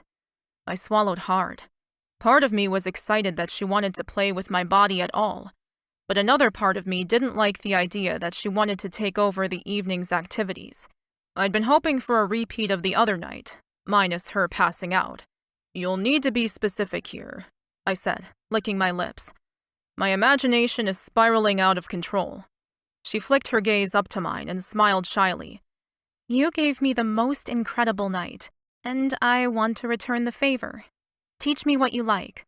"So you want to just play some more?" I was feeling totally out of my depth once again, a feeling I was beginning to uniquely pair with chastity. "If you don't mind waiting a little longer," she asked, her tone hopeful. "There's no rush, is there?" I took a long breath, then shook my head. "No, of course not." "Good," she said, grinning now. "So let's go upstairs and you can show me all the things you like and what you want me to do to your body." She opened the door and hopped out of the car, but I was frozen in place. She wanted to give to me? Since when did that happen? I shook my head and joined her in the parking lot. We walked over to the elevator and made our way up to the penthouse, where I was about to give a lesson I never thought I'd give. This girl was going to be the death of me. I was sure of it. Chapter 13. Chastity. I could tell I'd shocked him, which had been the plan. The man obviously didn't have enough joy in his life, and he deserved to be spoiled. I shook my head at my own thoughts. Of course, he was already spoiled. Or was, if you asked anyone with eyes. And yet, I had the feeling that he wasn't spoiled in the way I planned. I wanted to give to him and receive absolutely nothing in return other than the pure happiness that would come from seeing him fulfilled. He'd given so selflessly to me last night. I intended to return the favor. In truth, I wanted to see him lose his mind with pleasure, wanted to see him lose control. This guy had way too much control over his body, his food, his business, his life. And honestly, he seemed to lack fun, despite the wealth, the women, and the toys. The elevator took us up to his expensive apartment, and as we walked into the room, my breath caught in my throat, excitement filling me up. "A drink first?" he asked, leading me into his plush living room. "Or—" I took his hand and tugged him towards the bedroom. "I think I choose the or option." He chuckled as he let me pull him into his bedroom and shut the door. Not that I thought anyone would walk in on us, but I wanted him to stay and not leave me. "You're going to have to tell me what you like," I said, forcing myself to speak through the nerves that closed off my throat. I had butterflies the size of elephants flapping around in my belly. Because I literally have no idea what I'm doing. I reached for the buttons on his fitted blue shirt and slowly began pushing them through the holes. I heard him inhale, and a similar gasp caught in my own throat. He didn't answer my question, so I didn't stop with my unbuttoning. I just kept my gaze and my focus on the buttons in front of me. Another one popped through, then another one, revealing his gorgeous body. A body that he obviously worked very hard at, because the muscles beneath the shirt were not ordinary muscles. They were simply perfect. God, you're a masterpiece, I whispered as the shirt slid to the floor and I was able to run my hands over his smooth, warm skin, his huge pecs, his thick arms. He hissed as I stroked his abs, dipping my fingers into the grooves between each of his muscles. The man was so defined. He was breathtaking. I sighed happily and enjoyed the luxury of the time he was affording me. Being able to just touch him. No rushing forward to the next step. I glanced up at him through my eyelashes and found him staring down at me. "Is this okay?" I asked. He jerked out a nod. "What's wrong?" I asked, not sure if I should continue with my seduction or not. "I have no idea what we're doing," he bit out, sounding angry. My arms fell. "I just wanted to pleasure you." He grabbed for me, dragging me closer against his body, and that's when I felt his erection digging into my stomach. At least he's turned on.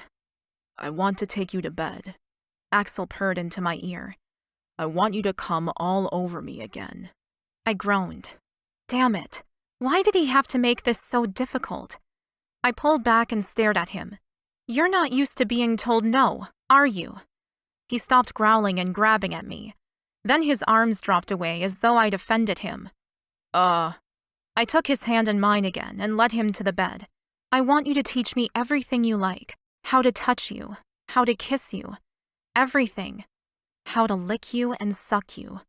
Though I couldn't say it aloud.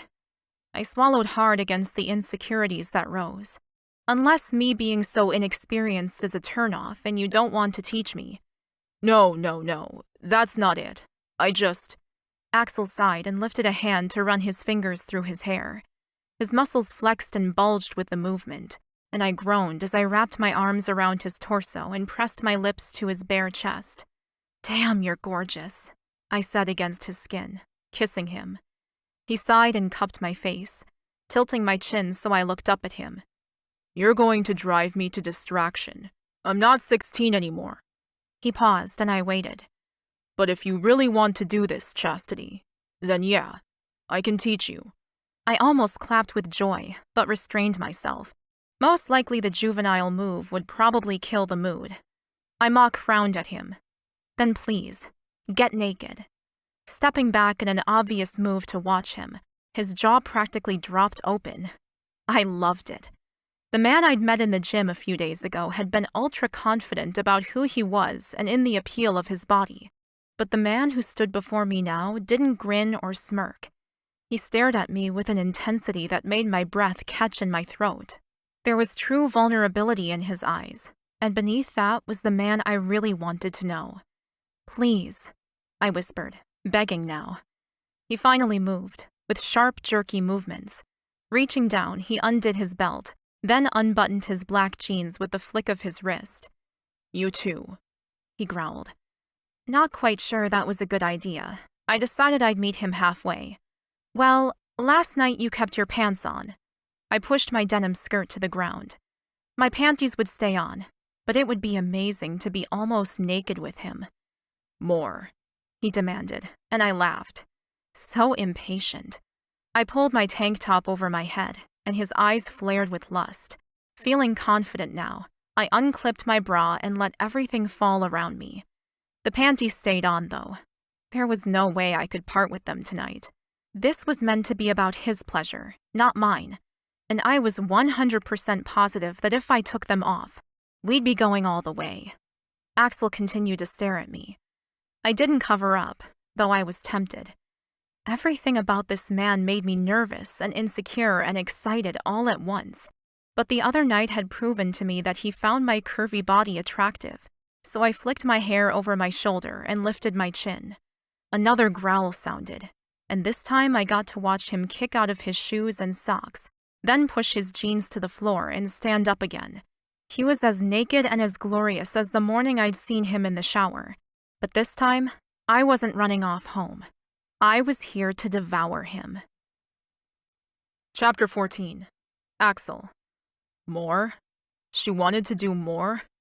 She was fucking killing me. Slowly, deliciously killing me with that mouth of hers. And she wanted to do more?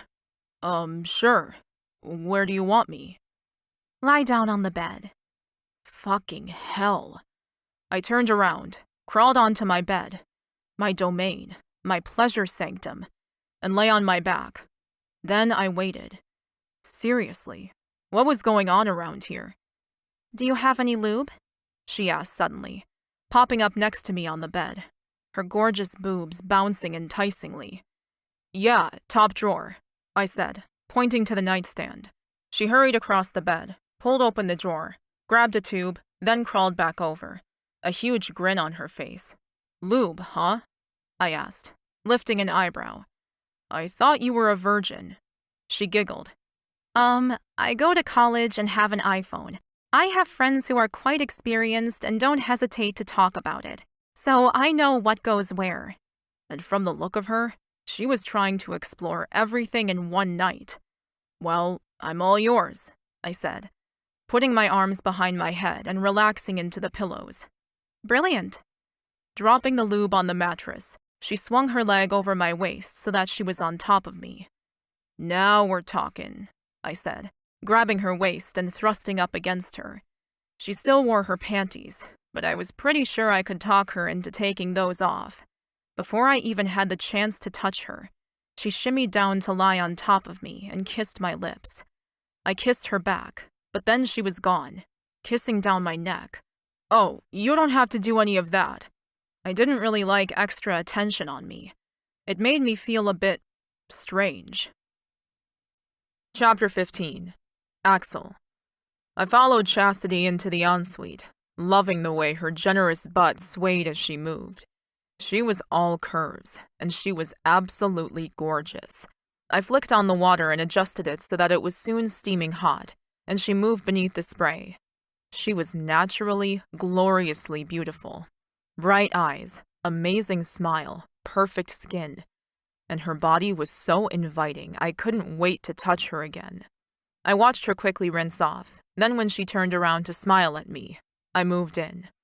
My hands ached to touch her, and they weren't going to be denied. If she wanted to wait, then I'd wait. But that was where following her lead ended. I cupped her face and kissed her, stepping into the shower and feeling the hot water washing over my face and body. She grabbed my waist and held me close, kissing me back with all the passion and need I'd hoped for. My hands roamed her body, loving the smoothness of her back and the indentation of her tiny waist.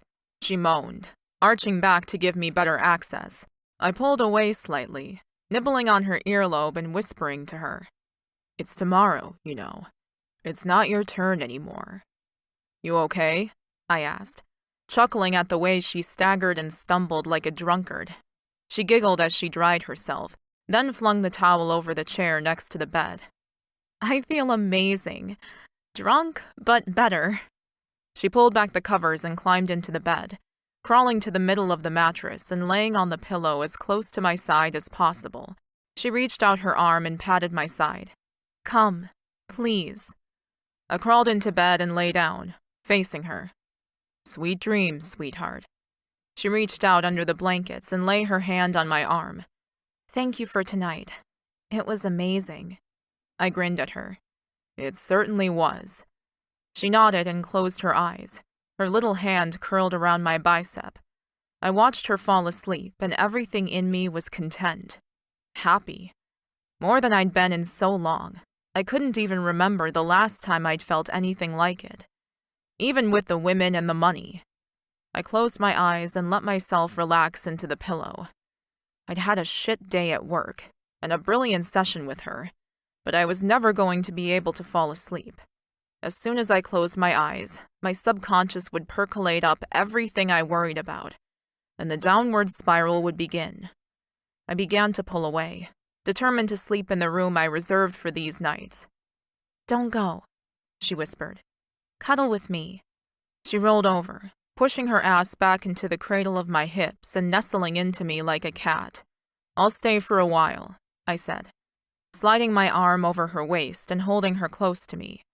I could think about work while I lay here. I didn't really need to go anywhere. Sweet dreams, Chastity. She sighed happily, and I closed my eyes again.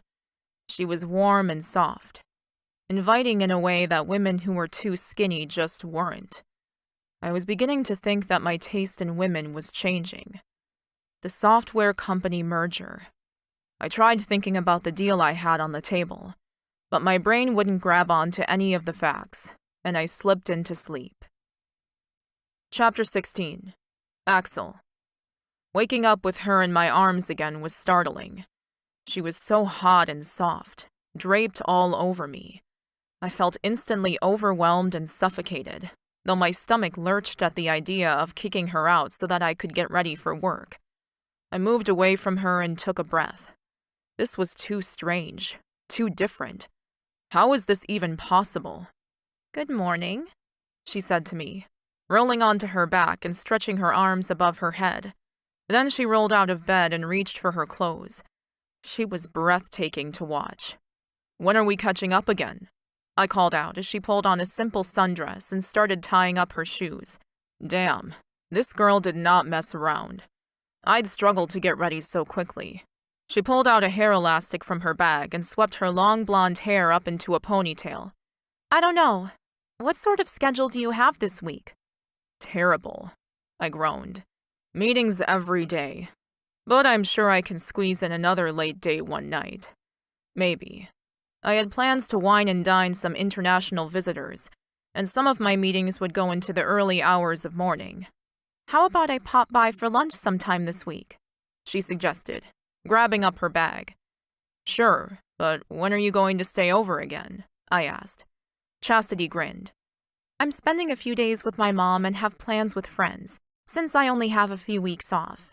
But how's the weekend for you?" I frowned. "I have a party Friday night, but we could catch up after?" She bit her lip.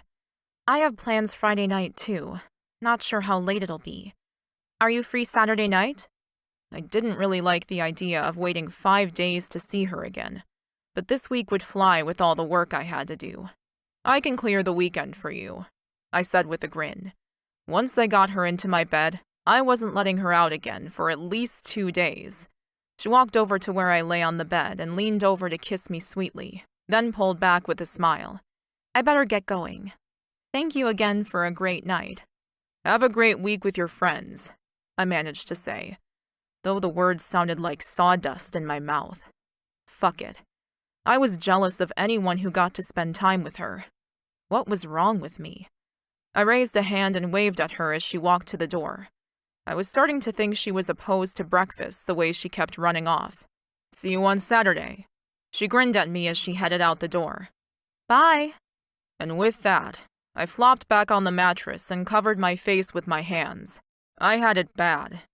And unlike most of the women I dated, whose appeal lessened with every date, my attraction to Chastity was only growing. I sighed and hauled myself out of bed and headed for the shower. Why did I get the feeling that no matter how much time I spent with Chastity, I was never going to get sick of her smile? Chapter 17. Chastity. The plans I'd made with my mom suddenly seemed lackluster compared to what I would have been doing with Axel. "What are you thinking about?" my mother asked me, looking over her expensive cappuccino. "You look a million miles away." I picked up the little silver teapot in front of me and poured myself peppermint tea. "I don't know." "It's Axel, isn't it?" Mom asked, sighing heavily. I rolled my eyes, immediately annoyed at her. "Why do you have to say it like that? Honey, you're about to finish college and head off to chiropractor school. The last thing you need is to start some relationship that's never going to last." I took a sip of my tea, though my stomach dropped with a lurch. Why did she have to be like that? "Why won't it last?" I asked, though I didn't want to know what she thought. Mom had dated a few guys since she and Dad had divorced, but never been serious with any of them. Things just always didn't work out, and I often wondered if it was them, or if she had some issues that she simply couldn't get past. Mom sighed again. "Sweetheart, he's twice your age." "And?" I said, annoyed that his age was the first and only argument Mom had with me. I love how old he is, how smart and successful and fit he is. Guys my age are skinny, lazy, and horny, and just, I shuddered. Gross. They also weren't into serious relationships. They all wanted to screw around for a few years before they settled down. So a virgin like me was a red flag for all of them. Then find someone 5 or even 10 years older, Mom said with a sigh. Not 20. People will think you've got daddy issues. Mom! I groaned and pushed my half-eaten chocolate croissant away. She'd just ruined my appetite. It's true, Chastity. Well, people can think what they like. I do not have daddy issues because I've always had my dad. He never abandoned me, never moved away, never stopped loving me. I huffed at her. No matter how many times she liked to complain about my dad, I wasn't disappointed in him. He never got remarried, never had any kids. Neither did I, Mom defended. I glared at her.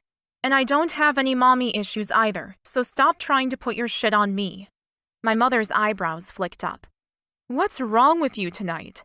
Nothing, I said, annoyed now, even though I was the one who had ramped up the fight. I like him, Mom, a lot, and I don't want you shading me or him when I've never even dated someone before. You just can't do it. I was so agitated, my arms were shaking, so I stuffed my hands into my lap and squeezed my hands into fists. Okay, Chastity, don't blow a gasket. Jeez. I stood up abruptly, afraid I'd start yelling if I stayed with her a moment longer. I'm just going to the bathroom. Won't be long. I snatched up my cell phone, went to the ladies' room, and sat down in a stall. I didn't need to go, but I needed a moment to myself, a second to breathe. I got my phone out and decided to message Axel. After all, why not? Hey, how's your day been? I sent it off, then decided to cruise Facebook for a minute before going out to brave my mom again. God, she could be such a drag. If I wanted someone to give me hope or support or love, she wasn't the one I went to. And that was kind of sad. Hey yourself. Day was busy but good. How about you? I couldn't stop the immediate flush of happiness that permeated every cell in my being at his response. I giggled to myself, not caring if someone heard me and thought I was crazy. Good overall. Mom's being a pain in the ass. I bit my lip and waited for the response. You okay? Again, my heart took flight. Damn it, I was so into this guy. Yeah, no problem. Just tired, I think. I could almost hear his chuckle in my ear. He knew why I was tired. We had a late night and an early start. No regrets. LOL, never. I wished I had a photo of him just so I could look at it for a minute. Definitely something I'd have to do next time we were together. And speaking of which, I haven't got any plans for lunch tomorrow. Where will you be around 12? 1? Can we catch up? He didn't respond right away, so I got up, left the stall, and washed my hands. I'd organized to catch up with some friends tomorrow, but I could push them back to the afternoon. My heart wouldn't be happy until I saw him again. I could probably take half an hour off around 1 p.m. Though, can I confirm tomorrow? Meetings change last minute sometimes. I dried my hands and picked up my cell once more. Yeah, sounds great. Text me the address and I'll be there. He did, sending me the address of a building right in the heart of the city. If Mom wouldn't lend me her car, I'd just take an Uber. Wouldn't be too expensive, hopefully. I took a deep breath before heading out of the bathroom and walking back to the table. You're smiling again. That's good, Mom noted, still eating her grilled chicken salad. Yeah, everything's fine. Are you almost ready to go home, Mom? Oh? Her tone was filled with disappointment. I was hoping we could stay out for a bit. Go for a walk, catch a movie, something. I tried not to grimace visibly. I'm starting to get a real headache, Mom. Can I take you out for breakfast instead? My treat. Mom lit up at the idea of another meal out. I had money saved, and I had no issue spending everything on my mom. She and I might clash a bit, but in the end, I owed her for my life.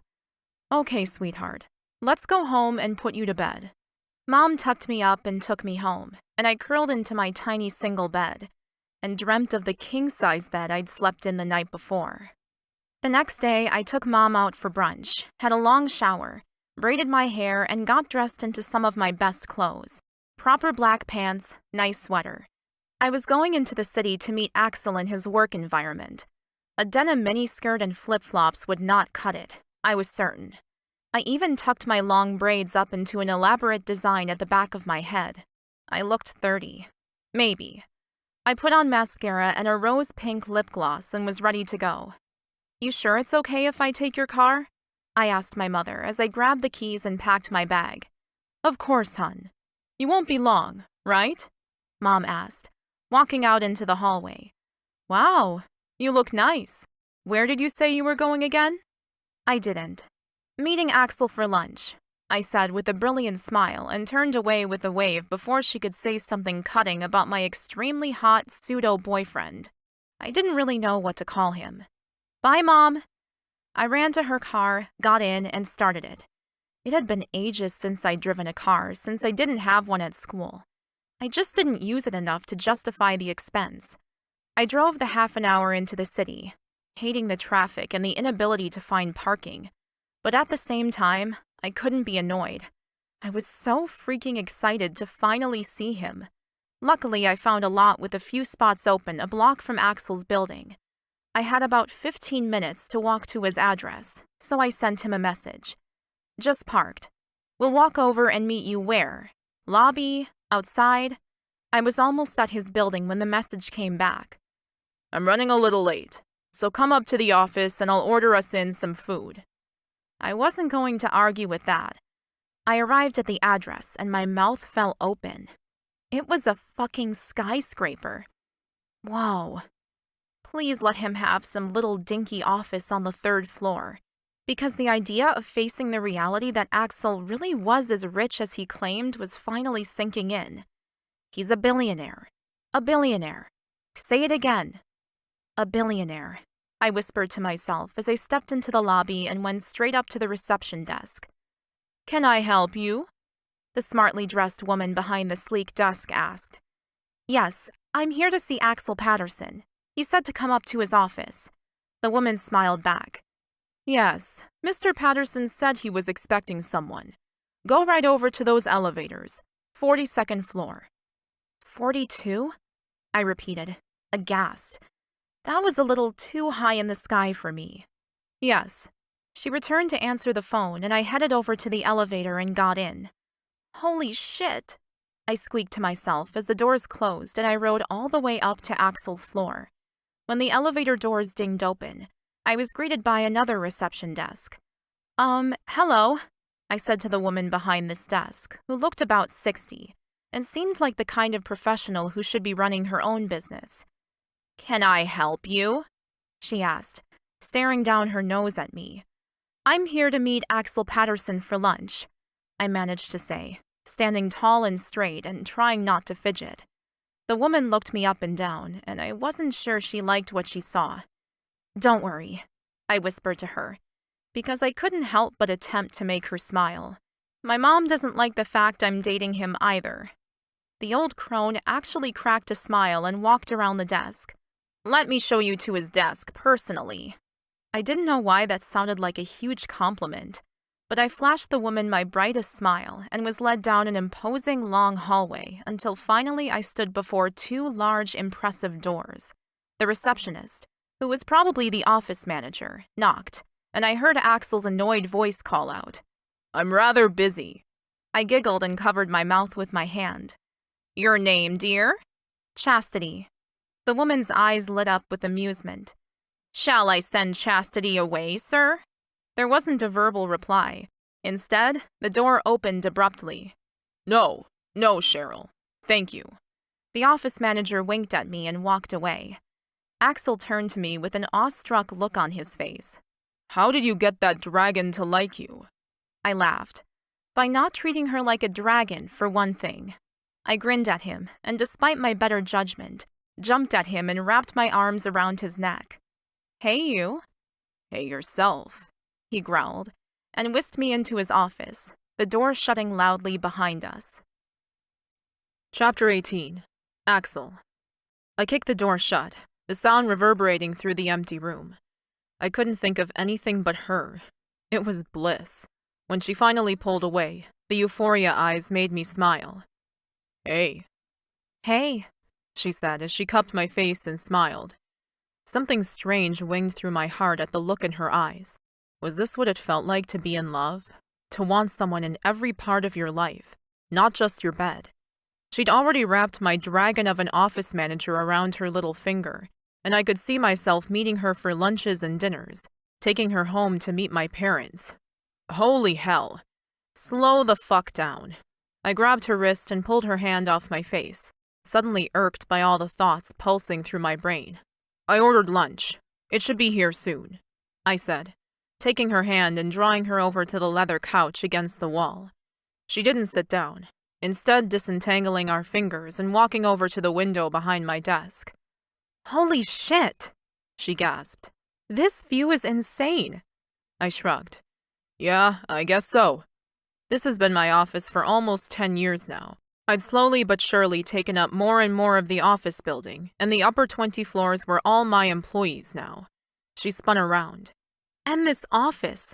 Axel, you could play volleyball in here." I glanced across the expanse of my workspace and tried to see it how she did. To me, the large desk, visitors' chairs, bookcase, and couch were just props designed for ease of work and to impress people who walked in for a meeting. It seemed like she was impressed, which I suppose was the point. "Not an activity I've considered," I told her seriously. Volleyball? I hadn't even looked at a net since college. And back then, I only played on the beach so that I could show off my upper body. That usually guaranteed me a woman or two in my bed that night. I hadn't had much back then. She came back to my side and sat down on the couch. "So, what's for lunch?" She was all bright-eyed and bushy-tailed. I tried to lift myself up to her level of excitement, but failed for some reason. Perhaps I was starting to worry if all my money and success were a major factor in her wanting to date me. "It'll be here in a moment." And as if my words had conjured the delivery, there was a loud knock at the door. "Come in," I called out, and a young woman walked in with a tray full of food from the restaurant downstairs. "Hello, sir," she said with a polite bob of her head. "Just put it all on the table," I requested, reaching for Chastity's hand. But she jumped up and went over to the server, giving her a beautiful smile. "What did you bring us?" The server glanced at me, then looked back at Chastity. "Well, there's a bit of everything for lunch. Both tuna and chicken salad and tomatoes, roast beef sandwiches with herbed cream cheese, cucumbers and greens, soup and fresh-baked rolls with homemade butter." "Sounds delicious. Thank you," Chastity said to her, and the woman all but lit up with her smile. "Yes, thank you," I added, realizing that I really didn't think twice about the people who worked for me, and how much like me they were. The girl left, and Chastity started uncovering all the dishes. "How's your day been, Axel?" I leaned back against the couch and watched her taking in the spread before us with excitement. "Honestly?" I asked. "Yep. If you're having a shit day, you can tell me. You don't have to answer with the standard good." I laughed. "Well, yeah, it's been shit. A merger I've been working on for a month is looking like it won't go through, and I put in too many hours on it to lose now." "Do you want a selection?" she asked, picking up one of the plates to start dishing out. "Or do you want to come choose?" "A bit of everything is fine," I answered, not feeling hungry. I didn't eat well when I was stressed. But she made us up 2 plates, then came and sat down next to me with a sigh. "This looks so good. Thank you." She picked up half of one of the roast beef sandwiches and ate it with a moan. My heart kicked out at me again. She was happy. Truly happy just to sit here with me, eating takeout from disposable containers with no one around to see us. Was it expensive takeout? Yes. Was my office $1 million space? Yes. But perhaps that wasn't the reason for her happiness. If that were true, she would be truly unique. "Enough about me. What about you?" I asked her, picking up one of the tuna-filled tomatoes and taking a forkful. "I'm fine," she said. Had breakfast with Mom this morning and catching up with some high school friends for dinner. Busy girl, I said with a grin. She giggled. Yeah, well, even though school isn't very far, I don't really hang out with anyone during the semester. I study hard and socialize when I can, but I generally wait until the holidays to really catch up with everyone.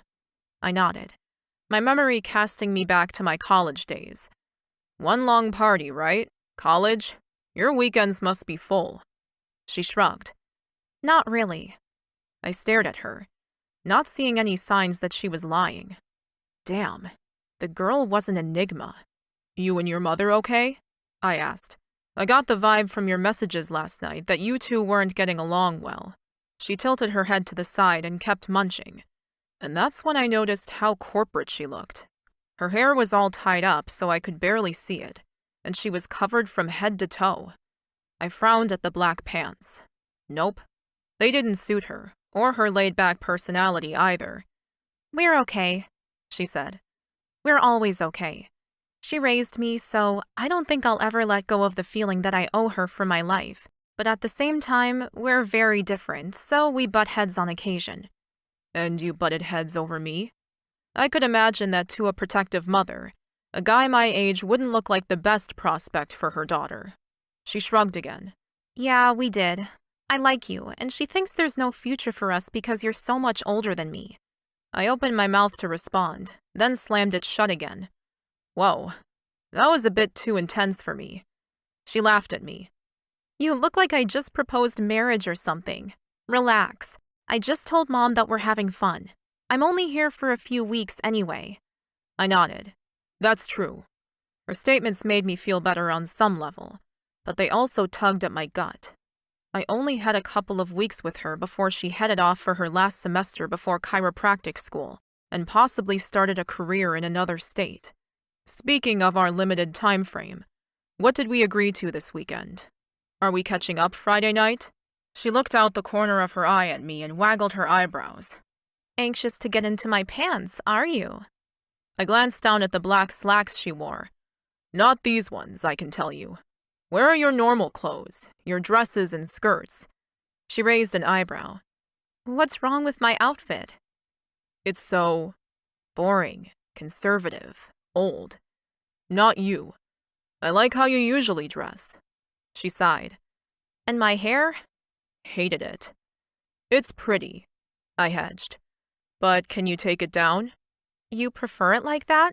She asked, as though wanting to confirm my reasoning behind my statements. I nodded. Hell yes. Can you take it down? She stared at me for a moment, then nodded. She tilted her head forward, then painstakingly took out a dozen or more hairpins, which loosened the braids that fell. Then she started to unwind them. I thought you might like me looking a bit older, more mature. I was trying to fit in with your coworkers so you weren't embarrassed by me. I outright laughed at that one. I don't want you to fit in, sweetheart. You were born to stand out. She poked her tongue out at me for that one. That is so cliché. And the fact she didn't fall for cheesy lines like that made me like her even more. Remind me again when you're sleeping over. She ran her fingers through her long blonde tresses, then looked at me. Better? I reached over and tangled my fingers in the strands, then cupped her head and dragged her mouth to mine. Much better. We kissed again, and this time I kissed her slowly, exploring her lips and inhaling her scent. When we finally broke apart, my pants were tight once again. So, I asked, still nose to nose with her. Friday night? She nodded. Okay, after my family thing. Oh, damn. I'd forgotten about my best mate's party. Okay. I'd leave early if I had to. Patrick only turned 42 once, sure. But being with a girl like this, it was a rare gift. We finished our lunch and then I had to get back to work. She left and I spent the rest of the day on a high, not allowing the people around me to stress me out like they normally would. I had a date to look forward to, and at this moment in time, it felt like the most important date in the world. Friday night. Chapter 19. Chastity. The next 2 days flew by quickly. I kept myself busy as I normally would and messaged Axel any chance I got. He was always flirty and thoughtful, and it made me ache to see him again. But his workload was kicking his butt, so I convinced myself that it was better if I simply stayed busy and didn't try to sneak in an extra visit. But from Axel's point of view, I was beginning to think that he was getting frustrated not being able to go all the way, which was expected, really, considering he was a man who'd done it 1,000 times, probably more. It would be like telling a professional football player, "Yeah, you can play the game you love, but just until halftime. Then you've got to get off the field and go home." But soon, that would all change. He would make love to me, and my world would forever be different. I'd no longer be a virgin. And after waiting so long for the right person, it felt incredible to say that I'd found him. "You ready to go?" my mom asked as she stuck her head in my room, wearing her robe and slippers.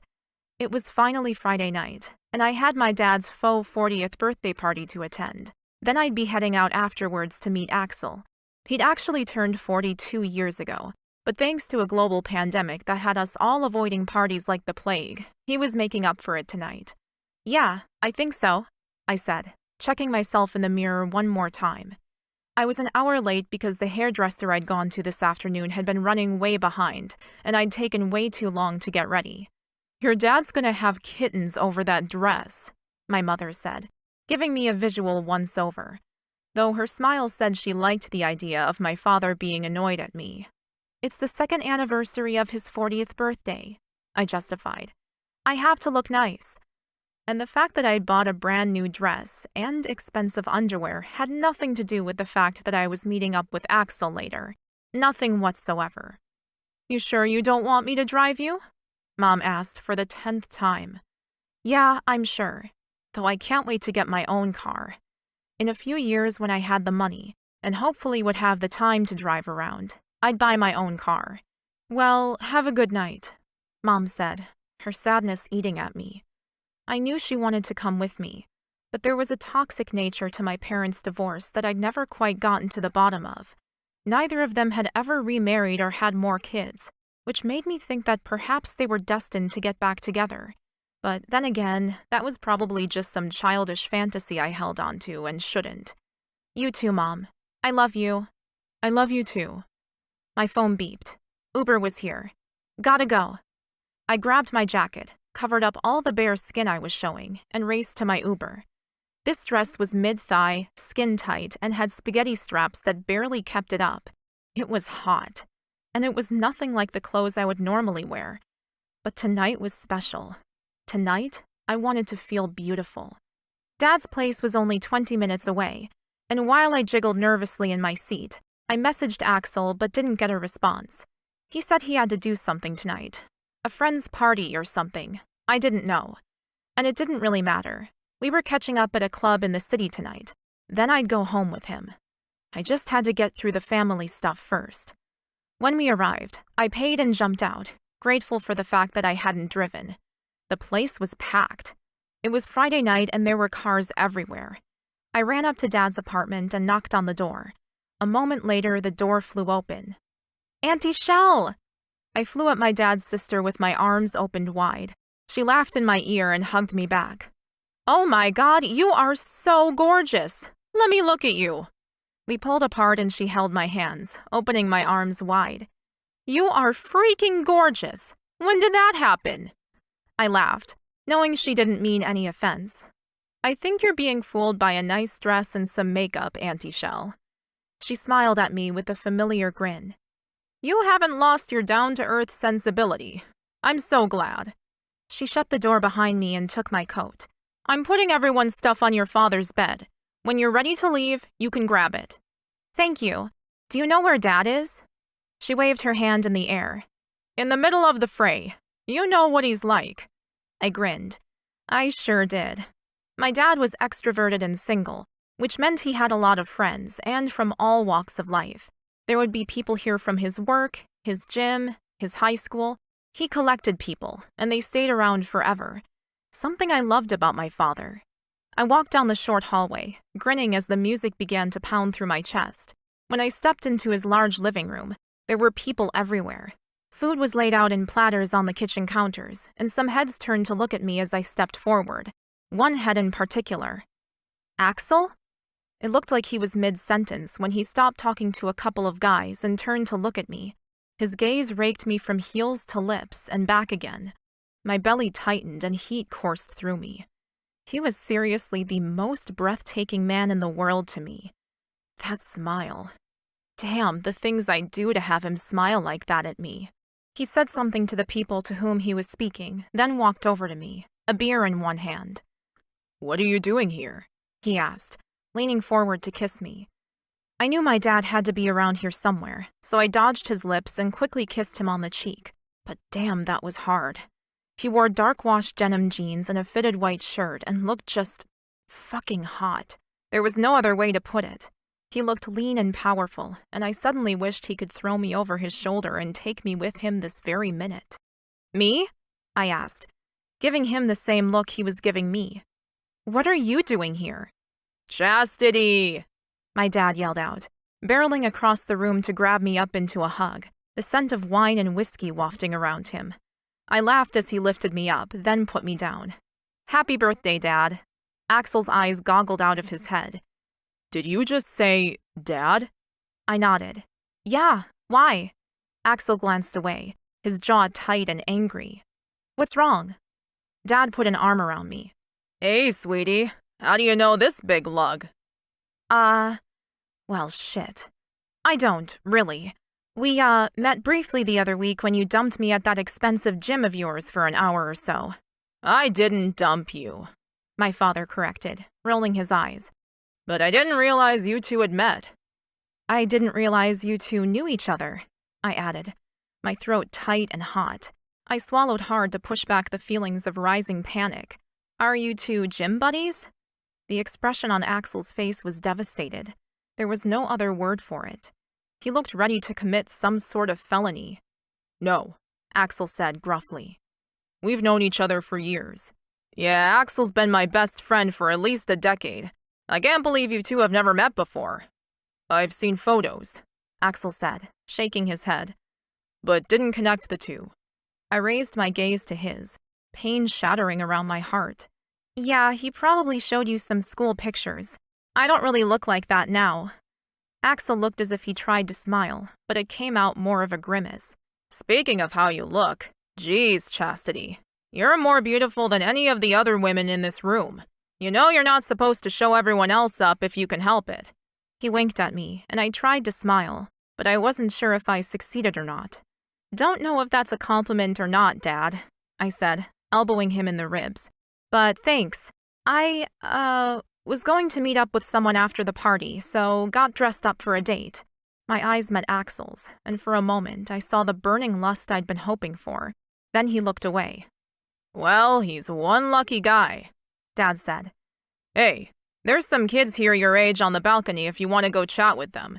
You don't need to talk to us old guys all night, you know. I could almost see the knife Dad had skewered into Axel's heart. Thanks, Dad, but I think I'll go catch up with some of the family. I haven't seen Aunt Shelley in years. You do that, beautiful. You know how proud we are of you? Did I tell you my girl got into chiropractic school? My dad bragged to his best mate. Axel. My date. What a fucking mess. Axel shook his head. Nope, but that's probably not your fault. I don't always listen well. Dad tisked good-naturedly. Well, bachelors don't. Anyway, see you later, sweetie. And my father turned his back on me, dragging Axel away. I stared after him, everything in me aching yet numb at the same time. What did this mean? Would Axel want to continue this 2-week fling we planned? Or had the fact that my dad was Axel's best friend truly fucked up any chances of us being together? Chapter 20. Axel. Hey, Patrick. Gotta take a leak. I'll be back. Use my ensuite, if you want. I nodded my thanks. Yup, will do. I needed some space and some time to think before my head exploded. What the hell was I going to do now? The bathroom was through Pat's bedroom, so I walked around the bed and headed to the bathroom. I used the toilet, washed my hands, and checked my phone. One text from Chastity. I'm in an Uber, headed to my dad's birthday. And OMG, I am so excited about tonight. What time do you want me to meet you? I wanted to slap myself upside the head. How did I not know? Well, how could I have known?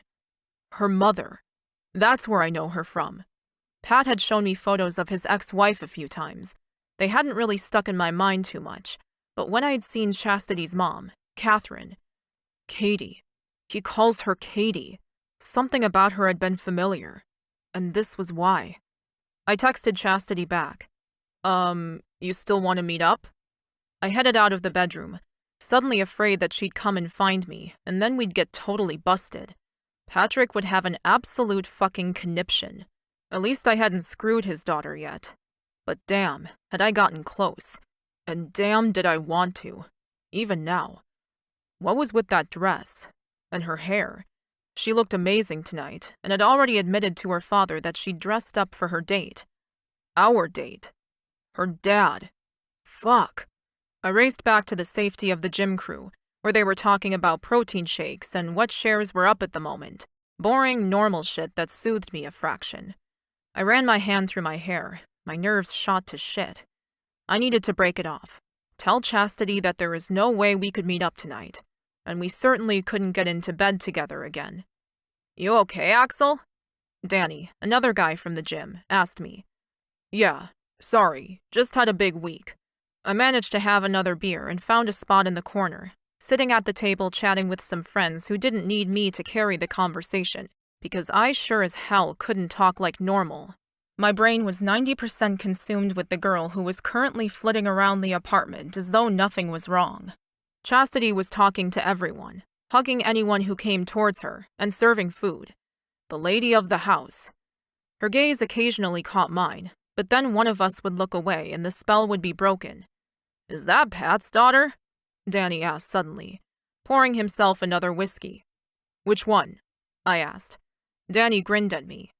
The one you haven't stopped staring at all night. I looked properly at Danny this time. I'd never thought about him being that insightful or clever, but from the grin on his face, I wasn't going to be able to bullshit my way out of this one. Yeah, that's her, I admitted. She's beautiful, Danny said solemnly. Yeah, I managed to say, taking another sip of my drink. Do you know her? I stared at him for a minute, not sure how to answer. I didn't want anything getting back to Pat, but at the same time, damn, I could use a friend. Yeah, we met a few weeks ago. I didn't know she was Pat's daughter. And you two... I shook my head. No, we just shared a few meals. I'd gotten as physically close as possible to fucking her as someone could get without actually doing it. But Danny wasn't getting the details. No one was. So what's the problem? Danny asked. The problem... I moved closer so the people around us wouldn't hear. The problem is that I was hoping to meet up with her again. But I can't now. And that's fucked. Why not? Why not? I repeated, incredulously. Because Pat would fucking kill me if he found out. She's his only kid. And she's... What? Half your age? I growled at him. Fuck you. Danny laughed. Look, buddy, I've known you a long time. If she's special and you think you can make it work long term, go for it. But if you just want another toy in your bed, then yeah, let her go. He shrugged like it was that easy. And yeah, it probably was. My phone vibrated and I picked it up. Yeah, I still want to meet. At the club like we planned, or somewhere else? I glanced around, but Chastity was nowhere to be seen. We can still go to the club, but how about you walk down to the cafe on the corner, and I'll pick you up and drive you? It was risky. Someone could see her getting into my car, but I didn't want her to order a ride. We needed to talk. When I looked up from my phone, Danny was staring at me. You like this girl, huh? I ran a frazzled hand through my hair. Yeah, I do. My phone vibrated again. I've got my coat. Give me 5 to say goodbye and I'll meet you down the street. I glanced up and saw her re-enter the room, all smiles as she hugged her dad and said goodbye to his family.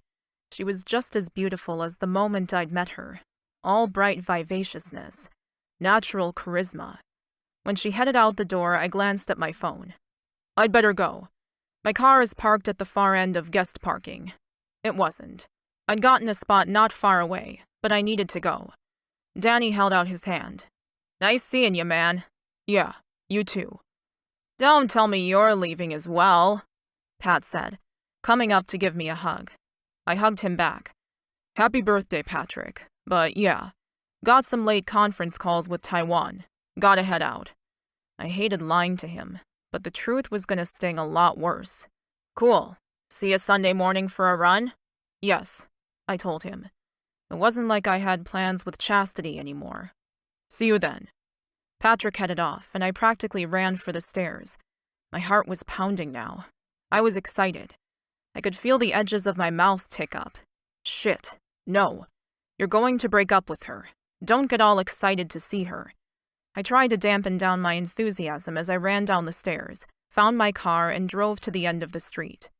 But there she was, waiting for me, her black coat covering her gorgeous dress, and her long blonde hair flowing down her back. She turned at my approach, and for once, her face didn't light up when she saw me. Instead, she simply nodded, walked over, opened the door, and got inside. As soon as her seatbelt was on, I drove off, getting into the lane to hit the freeway and the city. You still want to go to the club? I asked her. She nodded. Yeah, I want to dance. With you. Just once. She sounded so sad, I reached over the space between us and grabbed her hand with mine. You okay? She twisted around to glare at me. No, I'm not. This night was meant to be... She growled and shook her head. Then she crossed her arms over her chest, effectively dislodging my hand.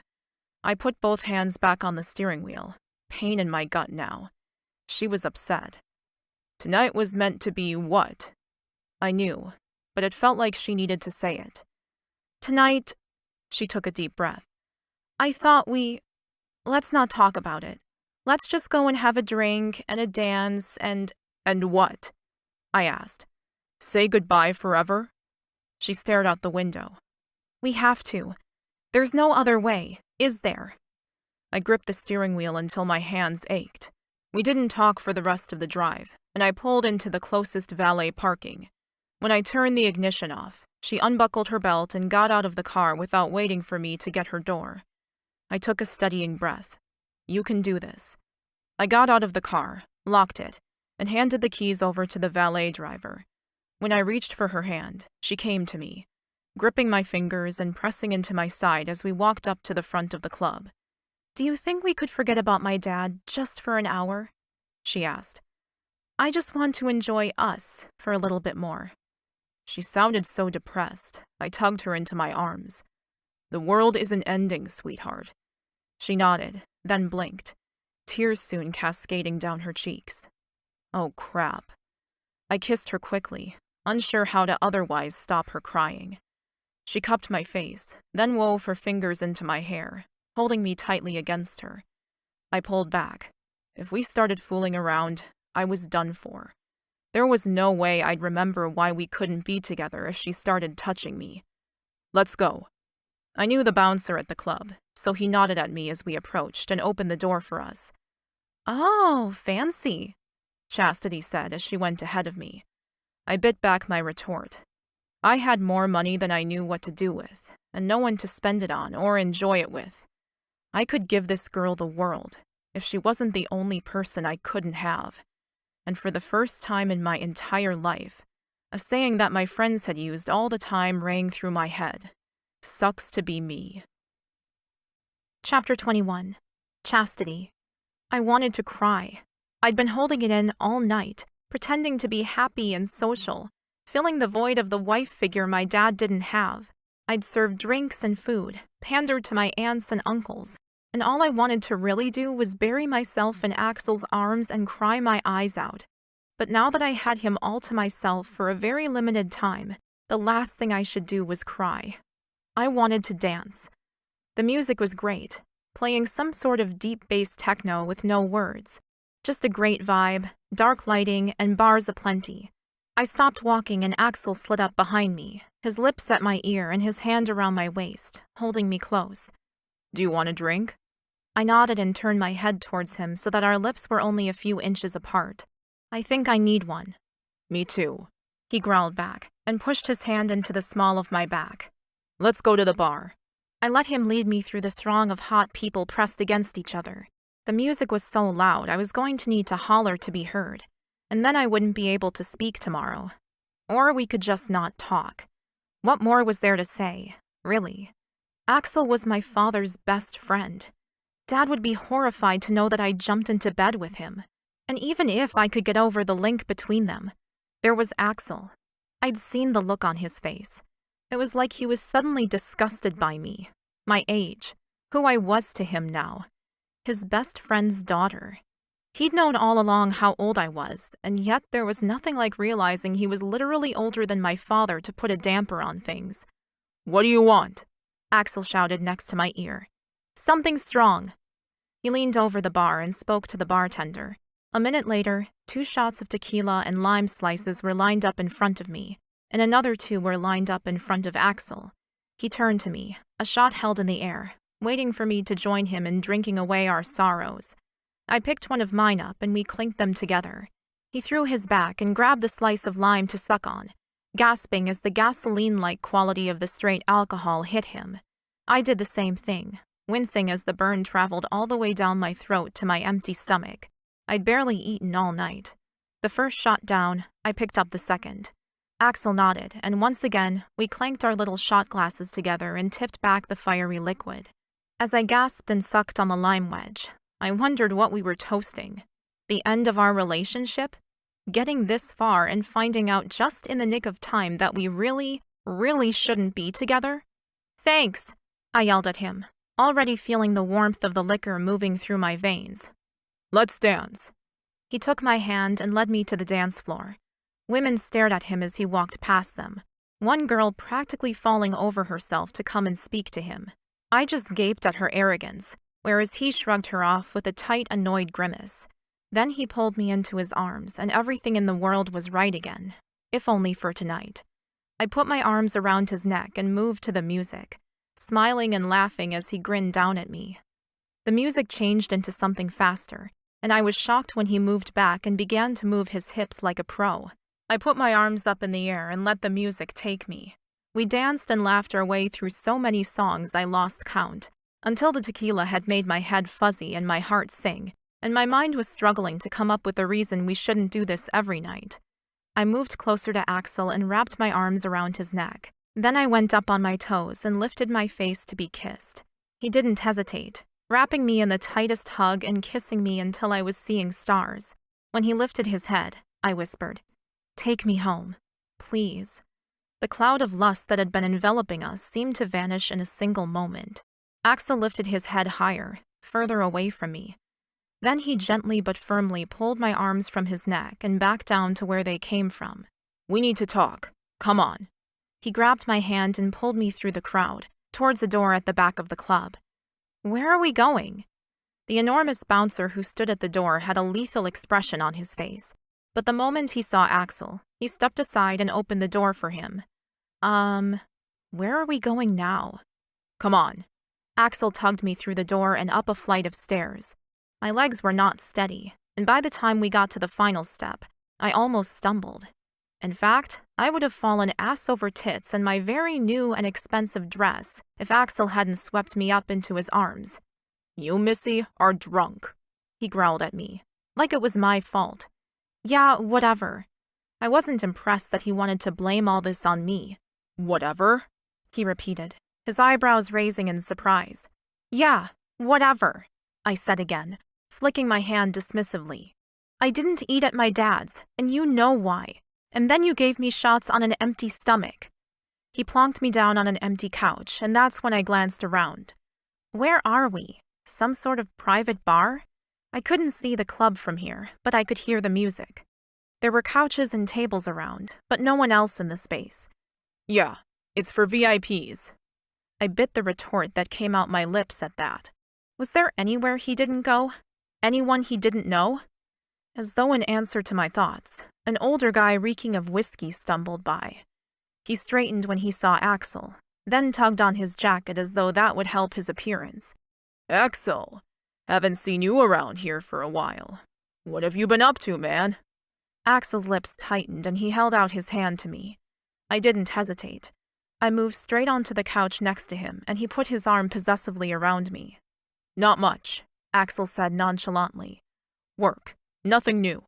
The guy unbuttoned his jacket and slid onto the couch I'd just been occupying. This a new one? He asked, nodding at me. Axel stiffened beside me.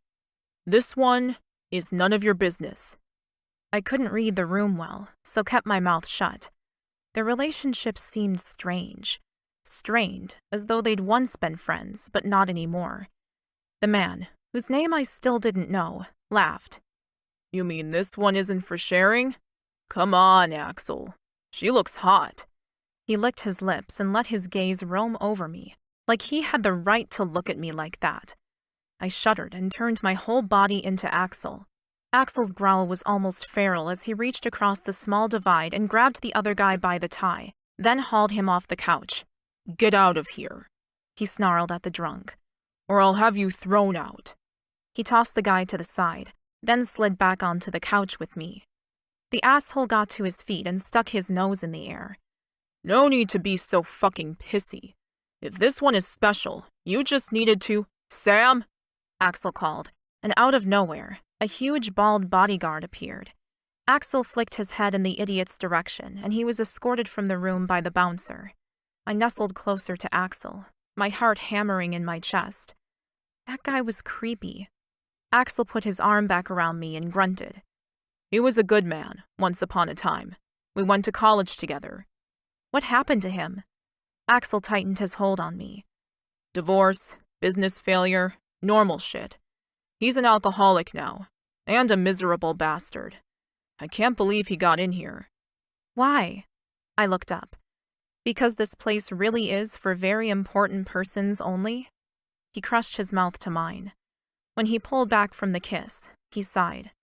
I would have killed him if he'd touched you. He pressed his forehead to mine. You mean you didn't want to share me with him? I joked. Axel grabbed me around the waist and hauled me over his body so I was straddling him, my dress up around my ass, exposing my thighs and my underwear to him. Is that a no? I asked, breathless. Axel ran his hands up the outsides of my thighs and stared up at me. No, I would never share you. With anyone. His words were clipped, short, as though he were still angry. I slid closer to him, pressing my panties against the crotch of his jeans. Why won't you take me home, Axel? Surely he wasn't planning on having me for the first time up here. It was nice, but privacy was definitely a problem. He groaned and dug his fingers into my thighs. Because if I take you home, I'll take you to bed. And that's not on the table anymore. Even though I knew it, hearing it come straight from Axel's lips made my heart sink. I'd been so close to getting what I wanted. I know, I said, slumping. Then I glanced up and met his eyes again. Do you think we could just have one night, tonight, then pretend we've never met? Axel stared at me for a long, intense moment. Then he shook his head. I groaned like an impatient toddler. Why not? He sighed. Because I couldn't just let you out of my bed after one night, Chastity. I just know it. I'll want you over and over again. My body throbbed at the mention of all the fun we would be having if it weren't for the fact that my father knew Axel first. This is so not fair, I pouted, running my hands over his broad chest. How well do you know Dad? I mean, is he just a friend you see once a year? I have a key to his apartment. Oh, fuck. I thought I was the only one, except for my father's cleaning lady, who had a key to his apartment. He loves you, I whispered. He nodded. And he loves you. Tears gathered in my eyes, hot and horrible. So, essentially, we're fucked. He pressed his lips into a thin line. I think we'll break his heart and his trust if he finds out we're doing something like this behind his back. Did we have to sneak around behind his back? Probably. Since this relationship was only destined to survive a few weeks at best, I couldn't exactly come out and say, Hey Dad, we're just fucking each other while I'm on summer break. Don't stress about it. Is that what you want? Axel asked, because I'd obviously been silent too long. I shook my head. The tears were now falling down my cheeks. To hide them, I fell into Axel's arms and buried my face in his neck. Chapter 22. Chastity. The next day, I couldn't get out of bed. Just waking up hurt. Hey, sweetie, it's almost noon. You want to go out for lunch? Mom called through my closed door. No thanks, I called back, but I'll get up soon. Then I pulled the comforter, quite literally, back over my head. After we'd decided that it was probably best to quit while we were ahead, Axel drove me back to my mom's place. Neither of us had wanted to say goodbye, so instead we just held hands for a few minutes. Then I'd gotten out of the car and run for my life. I didn't look back because my face was covered in tears, and I knew that Axel felt bad enough as it was. We'd made the right decision. But fucking hell, it was a bastard of a choice. Then I'd officially had the worst night's sleep of my life, or at least in my memory anyway. Mom always said I'd been a terrible sleeper as a baby. It had taken me hours to fall asleep. Then I'd been haunted by nightmares that had woken me up multiple times before I'd finally passed out from exhaustion after sunrise. My head kept circling back to one universal truth. It wasn't fair. I'd waited patiently for the right guy to come along, for the man I finally wanted to fall into bed with, and I'd found him. The fact that he was my dad's best friend shouldn't have mattered, should it? But it did. I knew it did. It only highlighted our age gap and how different our lives were. Not to mention the fact that my father would be horrified. And although I was pretty sure that no matter what I did, I wouldn't lose my dad's love or our relationship, I was pretty sure Axel would lose his. I didn't want to do that to either of them. Not for the sake of a relationship that wouldn't last. Of course, part of me wanted to yell that it could last forever if we both wanted it to work. But that was just the teenage version of myself talking. That tiny part of me that still believed in happily ever after, and love at first sight. But I had to face facts. Axel had never said anything about a long-term relationship. If anything, he'd made it clear it wasn't on the table. And I was leaving for school soon too, so the likelihood of being able to make us last was minimal. I sighed and pushed the comforter back off my hot face. It was lunchtime. I needed to get up and go out. Make some plans. I deliberately kept this weekend free for Axel, so that we could spend as much time together as possible if we wanted to. Now I had days and days of nothing to do, except maybe getting ready for Christmas.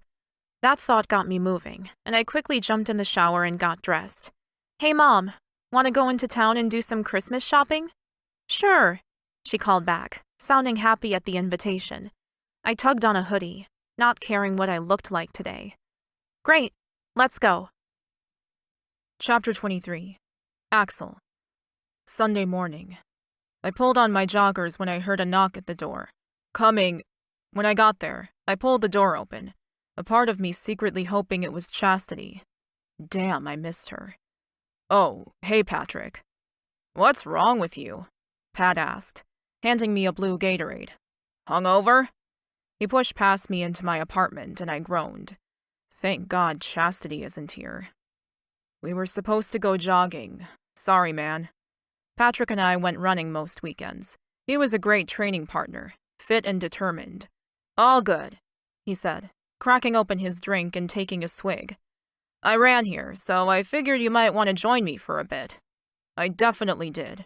Something had to get me out of this funk. Give me 2 minutes. I walked to my bedroom and pulled on some socks and shoes, then went in search of a tank that wouldn't irritate me while I ran. Hey, Pat called from the doorway. You okay? Yeah, why? He shrugged. Don't know. You were a bit odd on Friday night, and now? I don't know. Just wanted to ask.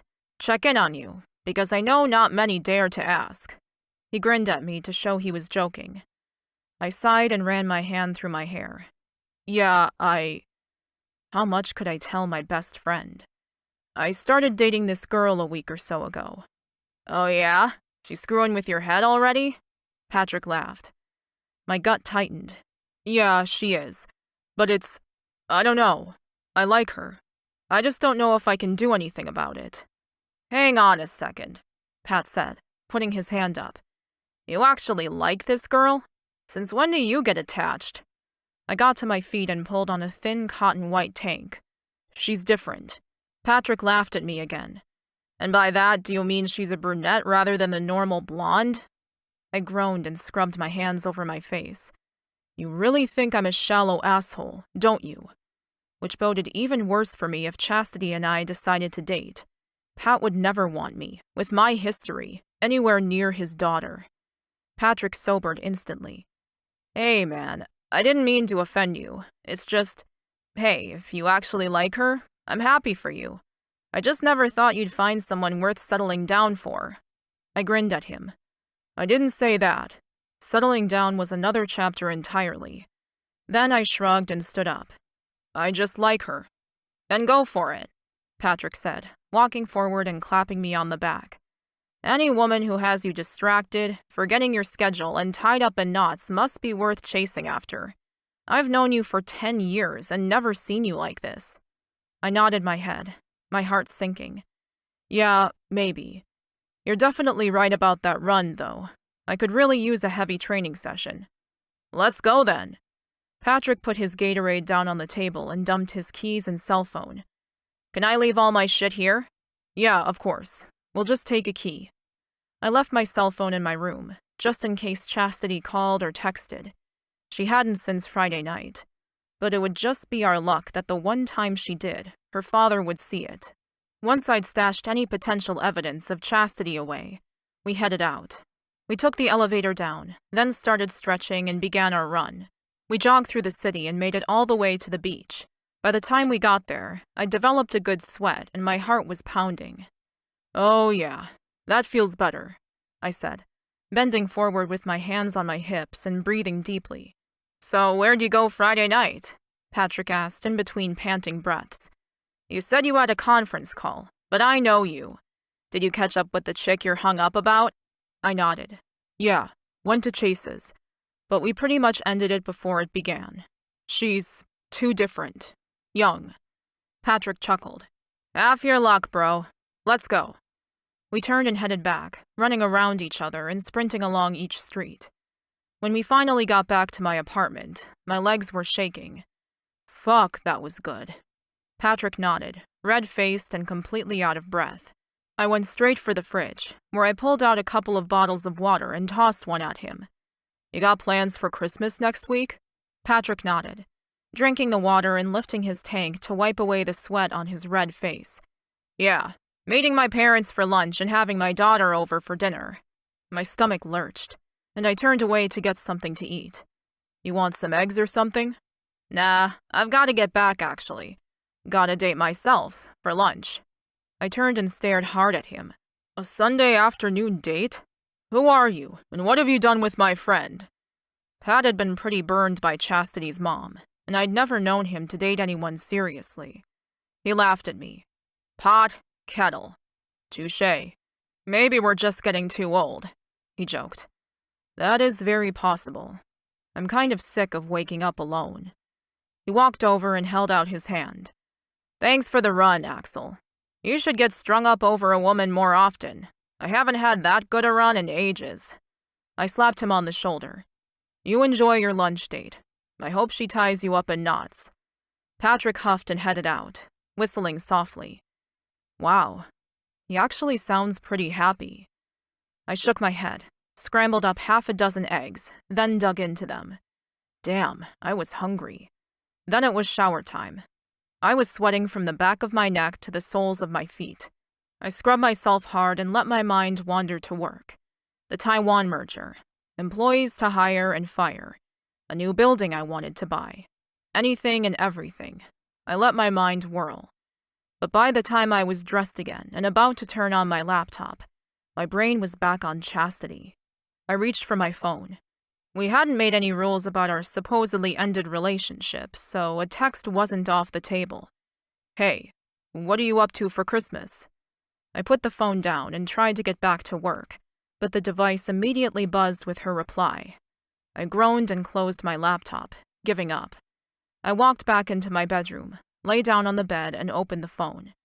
Hey, Mom's for lunch, Dad's for dinner. Small, casual. What are you up to? I smiled as I texted. Not much. My parents are in Europe. A moment later, she responded. You're an only child, too? I sighed and rolled onto my side. We really hadn't got into a lot of personal stuff. I felt like I knew her well, but we'd missed so many of the pedantic details that made up the person. Yup. I closed my eyes as I laid my head on the pillow.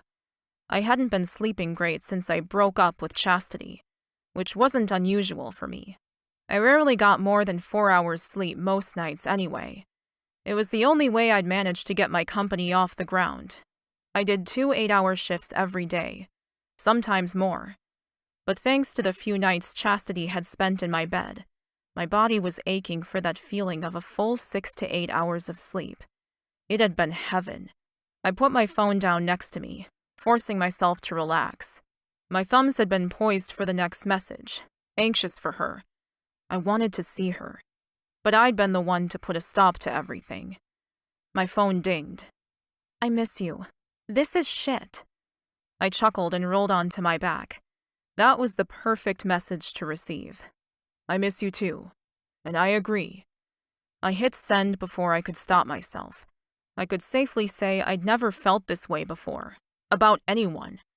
Perhaps it was the fact that she was untouchable? I didn't really know. But she hadn't been untouchable a few days ago, and I'd still wanted her more than I've ever wanted any woman before. I've only got about 10 days left until I go back to school full-time. Are you sure you don't want to catch up? When that message came through, every part of me sang out with happiness. She knew that this relationship wasn't going to last, and yet she wanted it anyway. I inhaled sharply and took my time as I messaged her back. After writing the response, then rewriting it twice, I was satisfied. I'd love to catch up with you. Are you sure you'll be okay to just walk away after our 2 weeks are done?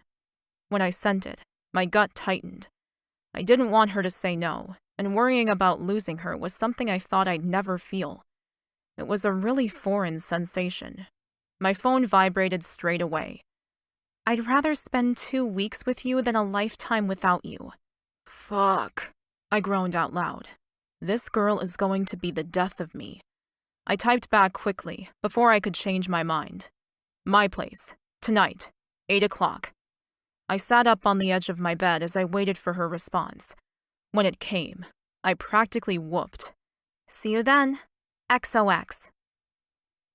Chapter 24. Chastity. I didn't even bother with underwear this time. I wore a maxi cotton dress that was tight around my boobs, so I didn't need a bra. It was also long enough that no one would ever know I was commando, even though it felt ridiculously naughty to be running through the city with the fresh air blowing between my legs. I reached Axel's apartment that he owned, shaking my head. Who owned a whole building? I went straight up the elevator and stepped into his apartment. Hello, beautiful. Axel greeted me, standing in the foyer wearing a basic white t-shirt and a ripped pair of jeans. The soft fabric of his shirt clung enticingly to his muscled chest and biceps. His hair was styled, and his easy smile made him look like he should have been gracing the front of a billboard somewhere.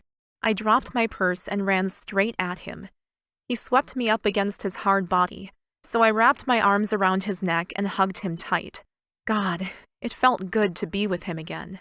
When he drew back, I didn't let him speak. I just grabbed his face and kissed him deeply, wanting him to make me feel good again. My chest had felt like it had been clamped in a vice for the past 48 hours, and now that I was with him, I could finally breathe again. He kissed me hard, forcing my lips apart even as his hands roamed my body greedily. He grabbed my ass and squeezed. Then he stopped kissing me and pulled back. Are you wearing underwear? No. I wore my new expensive stuff Friday night, and everything went to hell, so... I shrugged. His smile was too sexy for the health of my fragile heart. He pulled further back, took my hand, and led me to the bedroom. So what? You figured that if you were naked underneath your dress, I could just take you against a wall or something? I shrugged.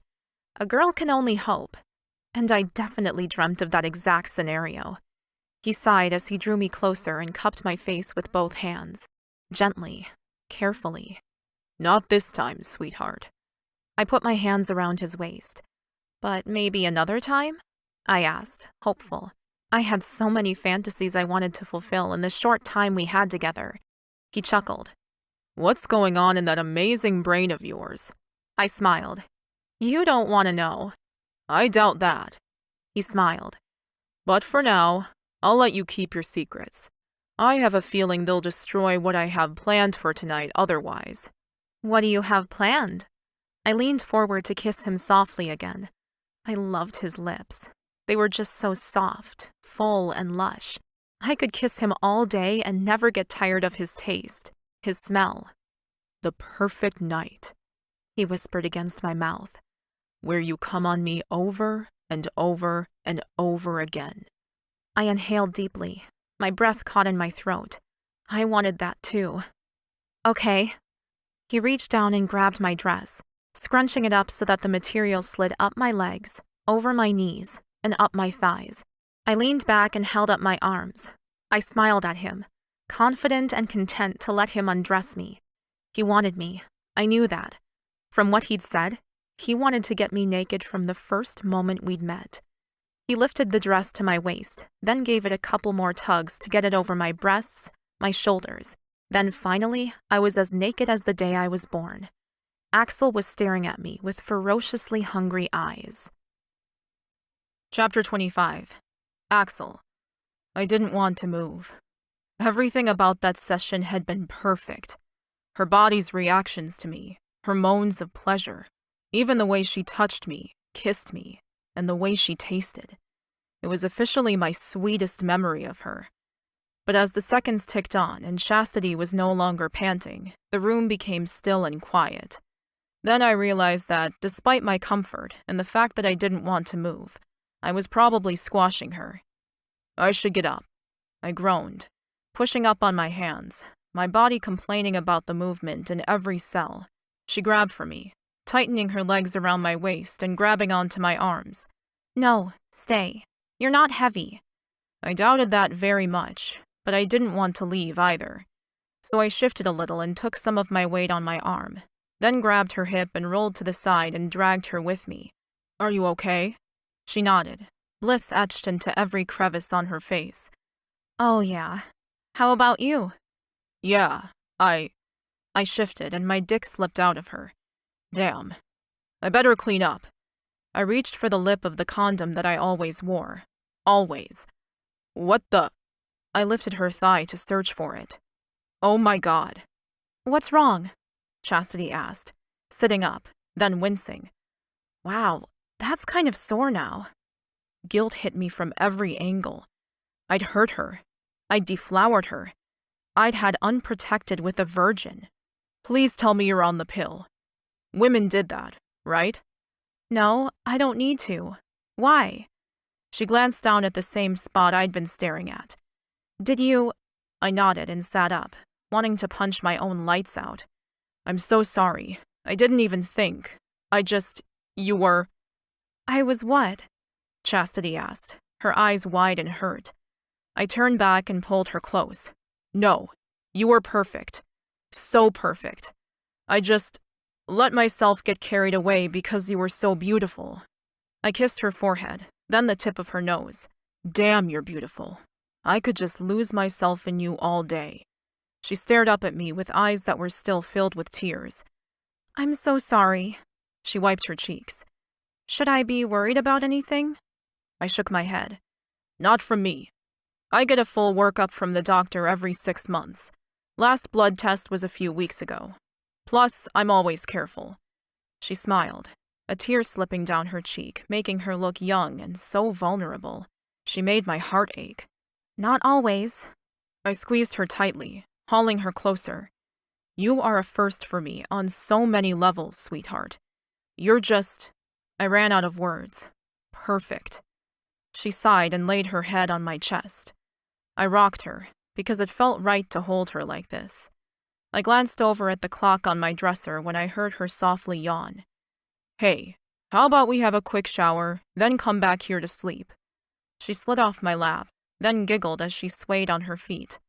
I can barely stand up properly. My legs are all wobbly.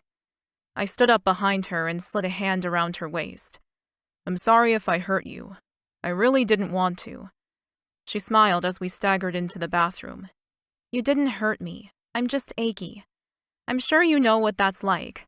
I chuckled. Hardly. I can't say that my deflowering was very painful. She rolled her eyes. I don't want to know about that. What I meant was, I just used muscles I've literally never used before.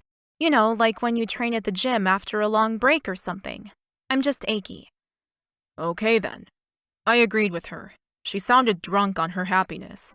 Come and let's clean up. I turned on the shower, letting the water heat up for a few moments, and tugged her beneath the hot spray. I didn't know how to deal with all the different emotions coming at me. It was all too intense. How did people get any work done when they were in love like this? I shook my head to get rid of the ridiculous thought. Shut up. What is wrong with you? I picked up the bar of soap and started washing her arms and pulled her close, so her back was against my chest. As long as you're all right. I moved the soapy washcloth down between her legs, gently wiping away the remains of our first encounter. I'm more than all right, she sighed. I'm great. Waves of happiness flowed over me, and I began to feel like I might drown. I reached for the faucet handle to turn the water off.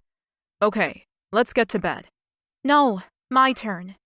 She reached for the soap and began washing my chest. You're so gorgeous, I seriously can't believe it sometimes.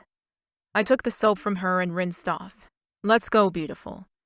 Ushering her from the shower, I grabbed a couple of towels and dried us both quickly. Let's get to bed. I put my arm around her and led her to my bed once again. Jump in. She crawled onto the mattress and lay down on her side, her profile as astounding as every other part of her. From the angle of her knee to the curve of her hip, she was just magnificent. I crawled onto the mattress and tugged the blankets up over us, then laid my head on my pillow, facing her. You okay? She asked. I nodded. Yeah, of course. Are you okay? She smiled softly. I had the most amazing night ever. Of course I'm all right. But you look worried. Are you regretting what happened? I grinned and grabbed for her. Come here, you. I tugged her and flipped her over so that her spine was against my chest and her ass was pressed into my belly. When she looked at me, it was like she was staring straight through me. Are you sure you're okay, Axel? You can tell me. I sighed and pressed a kiss to her shoulder. Even facing away, she was too in tune with me. I am a little worried. I've never risked being unprotected like that. If she got pregnant, what the hell would we do? Pat would kill me, and her college dreams would be done. It's okay. My period's due next week, so the timing isn't right, I don't think. But I'll let you know, okay? Okay. What else could I say? It was my fault we were in this mess. It wasn't like the virgin should be the one to worry about contraception. Thank you for the most incredible night, Axel.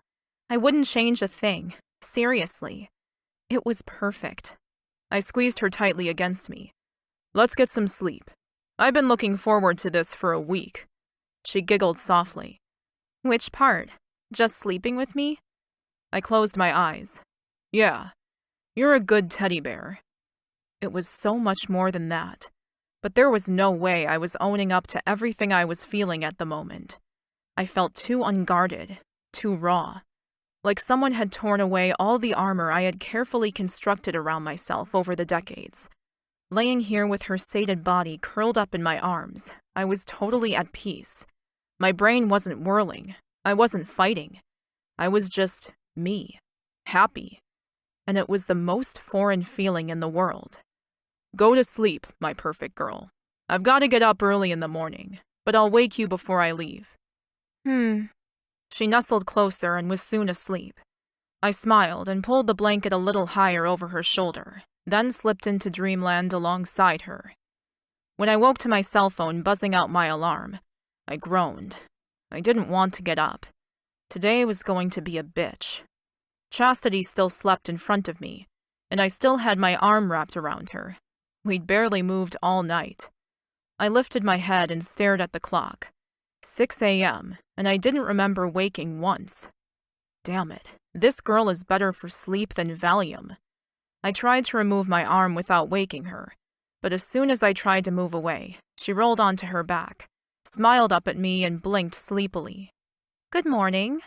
Good morning, I whispered back, dropping a quick kiss on her soft lips. You stay asleep. I'll call you later. She reached up and cupped my cheek softly. Okay, I dropped another kiss on her lips because the first one wasn't enough, then got out of the bed quickly before I was tempted to blow off my morning and stay in bed with her. And would you have remembered protection this time? Damn it. What's wrong with you? If we were going to stay together long term, I would have asked her to go on the pill for us. Everything with her was so damn natural and easy. If we'd met a few hundred years ago, I'm sure I would have moved her in and had a dozen babies. There's no way I would have kept my hands to myself. I grabbed my razor and quickly shaved. If I really felt that way about this girl, that in another time I would have happily pumped her full of babies, then what the hell was I doing letting her go in less than 2 weeks? I shook my head, cleaned up, and headed into my walk-in closet. I picked out a custom navy pinstriped suit, a gray tie, and my crispest white shirt. It wasn't 1950, and we weren't Vikings or cavemen. I worked hard. She went to school.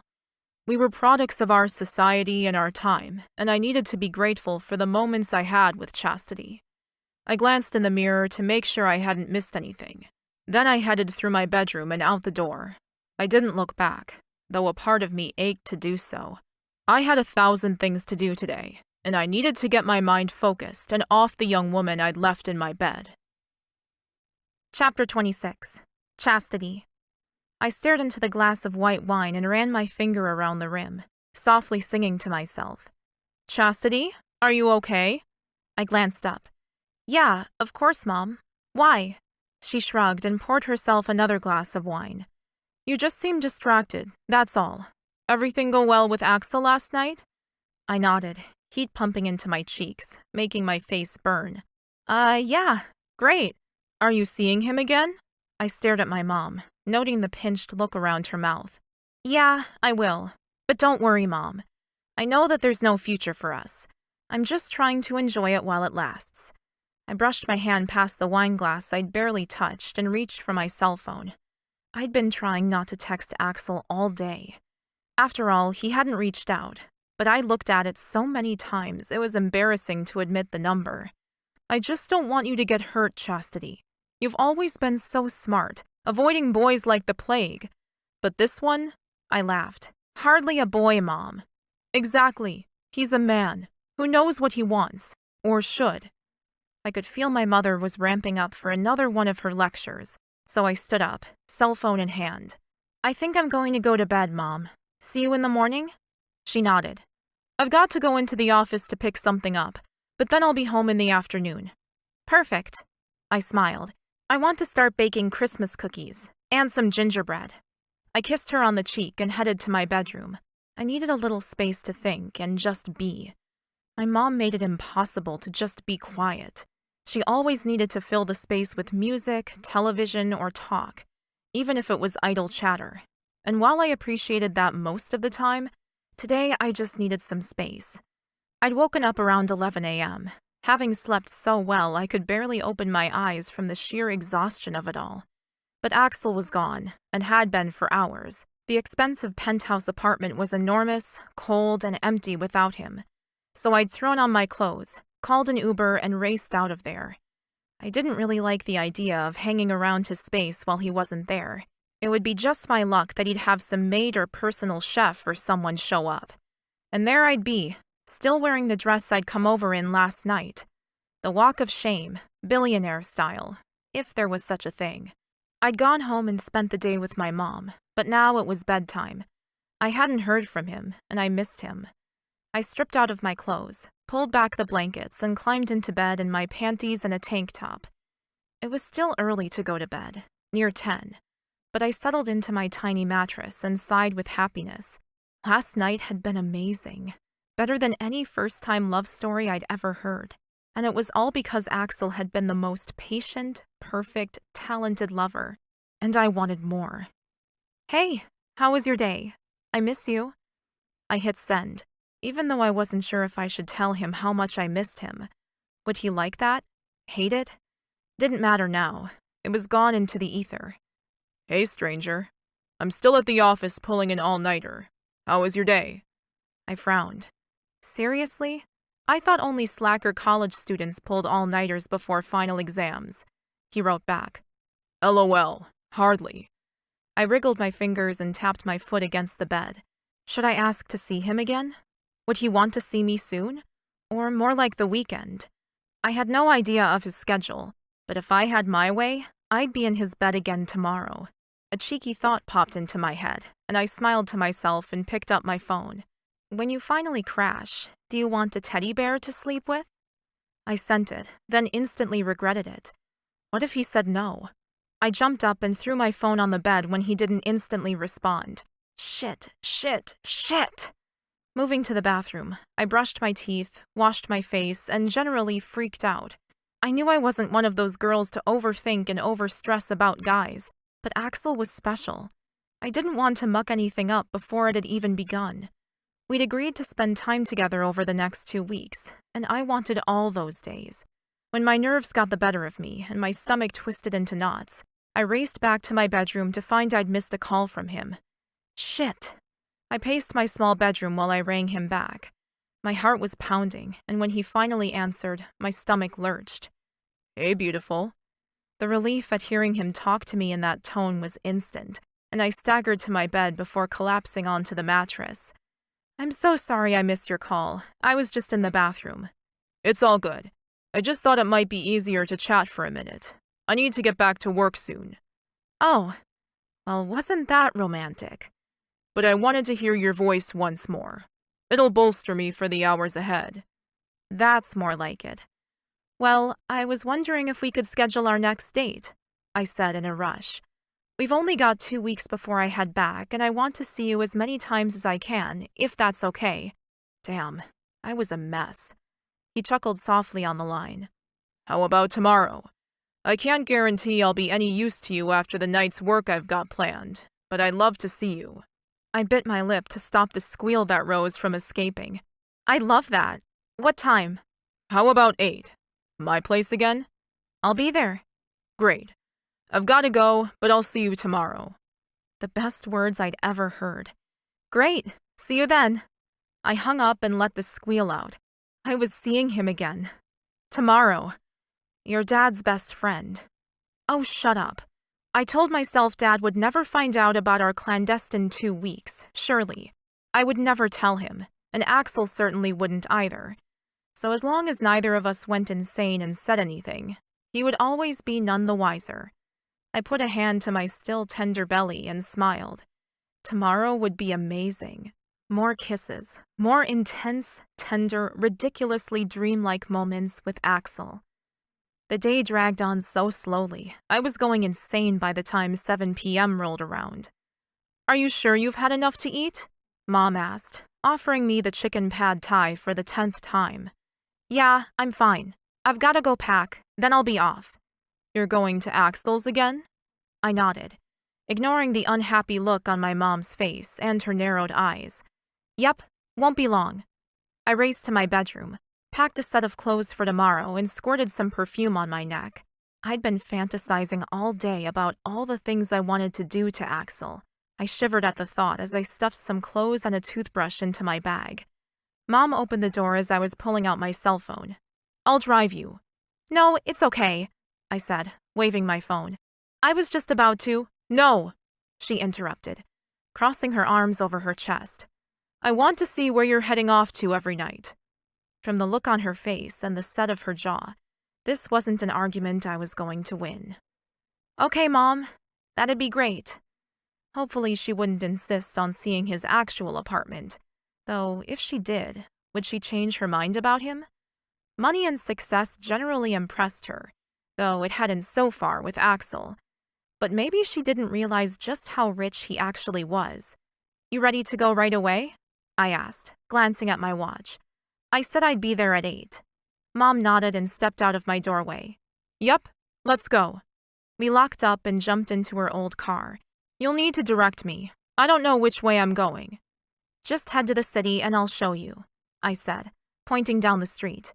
It's about 20 minutes or so. Mom nodded and we took off. The silence was deafening, so I reached for the radio and flicked on the knob. Where does he live? She asked suddenly. An apartment? Yeah, the penthouse, in a building in the city, I answered, feeling strangely unnerved by my mother's behavior. She seemed angry, though I couldn't work out why she would be. The penthouse, she repeated. Impressive, I suppose. I laughed, then coughed to clear my throat. No, what's impressive is the fact he built and owns the whole building. Silence descended again, so this time I just looked out the window and watched the city fly by. As we got closer, I started directing her along the streets, until finally she pulled up outside the impressive building. Thanks, Mom. Did you want to walk me up, or… She shook her head emphatically, effectively interrupting me, and I turned away to open the door. Her hand snaked out and she grabbed my arm. Please be careful, Chastity. I turned back. What do you mean, Mom? What's wrong? She stopped and swallowed. You know I've never regretted keeping you. I know. But you have an opportunity here that I never had. You're smart. You're amazing. You're heading to graduation and chiropractic school, and I don't want you throwing any of that away on some guy. I don't care how rich he is. I smiled and squeezed her hand. I won't, Mom. Axel is just… fun. He makes me feel special. I know. That's what I'm afraid of, she said, then withdrew her hand. He isn't the marrying kind, sweetheart.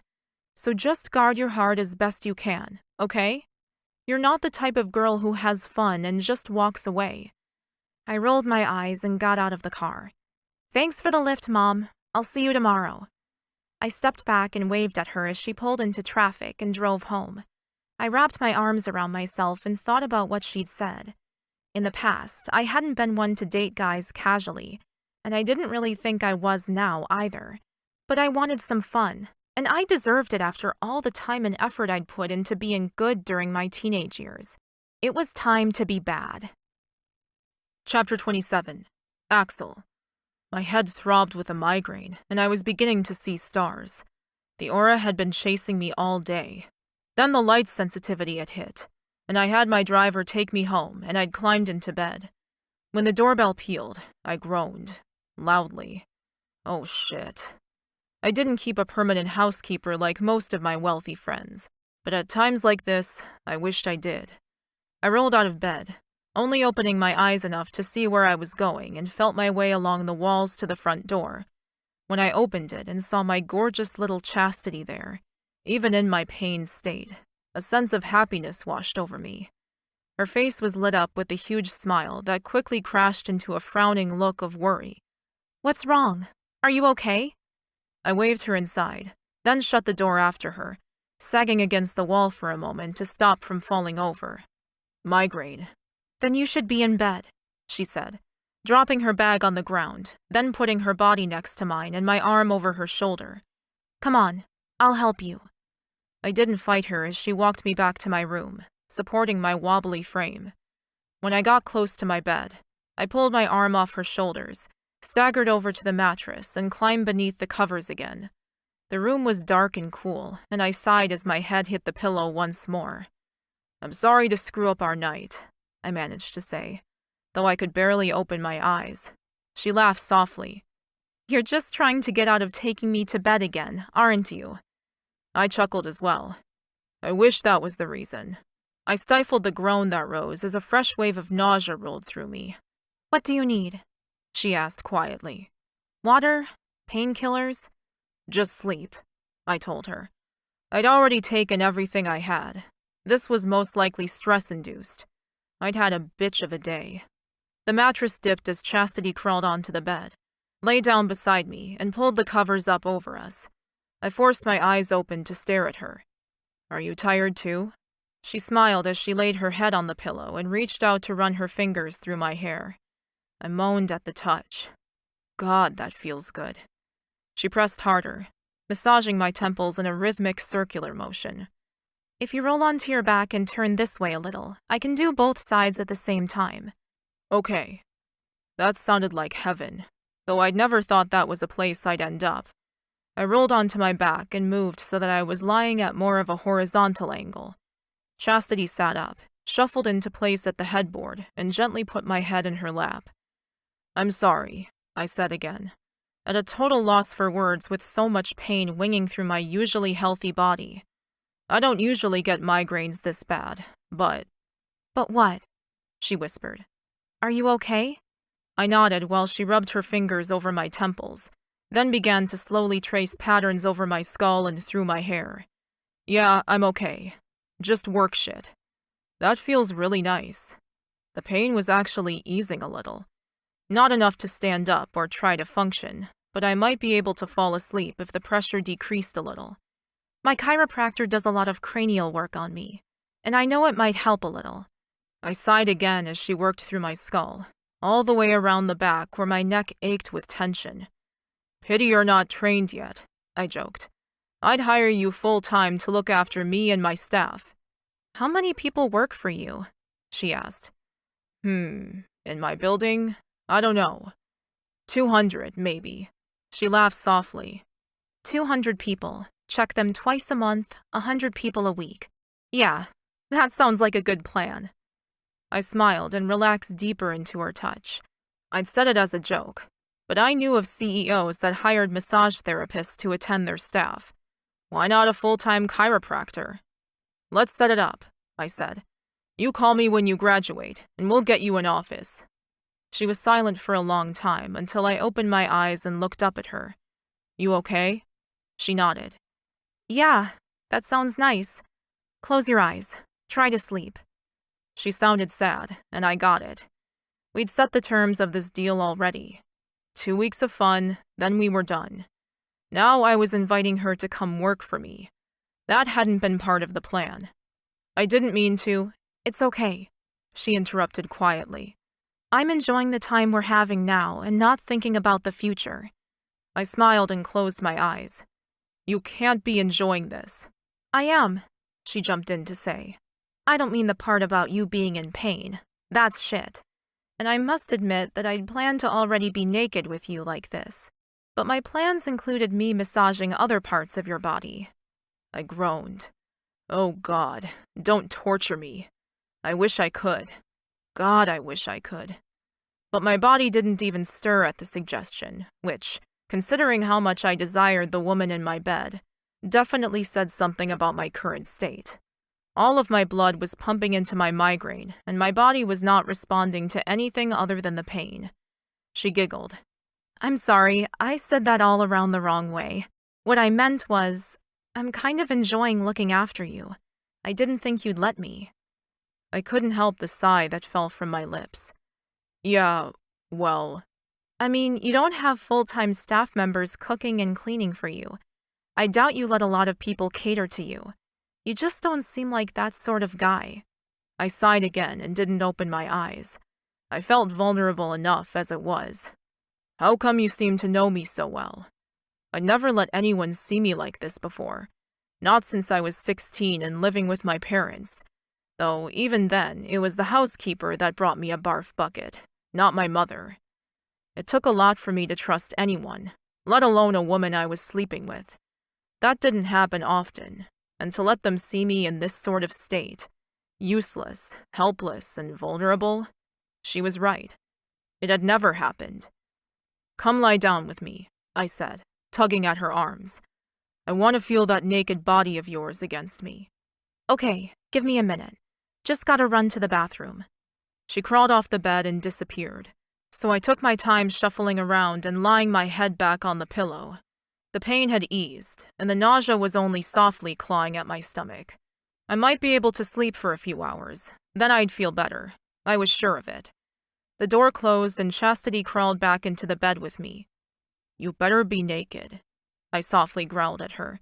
She giggled and shuffled closer, shoving her naked, fleshy, warm ass against my belly. Oh yeah, I said, wrapping my arm around her middle. You're not naked, though, she whispered. I pulled her even closer, then kissed her hair. I couldn't stand up long enough to undress properly. Don't worry. As soon as I can get naked, I will. She didn't say anything else. She just settled into my arms and was still, and quiet. Sleep beckoned, and yet I fought it, not wanting to lose touch of this moment. We'd had so many perfect, beautiful times together, and this one, amazingly, was going to be tattooed across my mind for many years to come.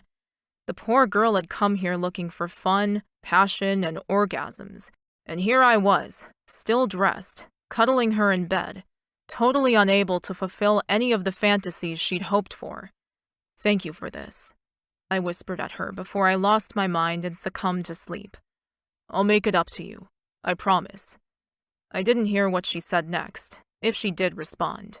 Sleep claimed my drug-addled, pained body, and into dream world I fell.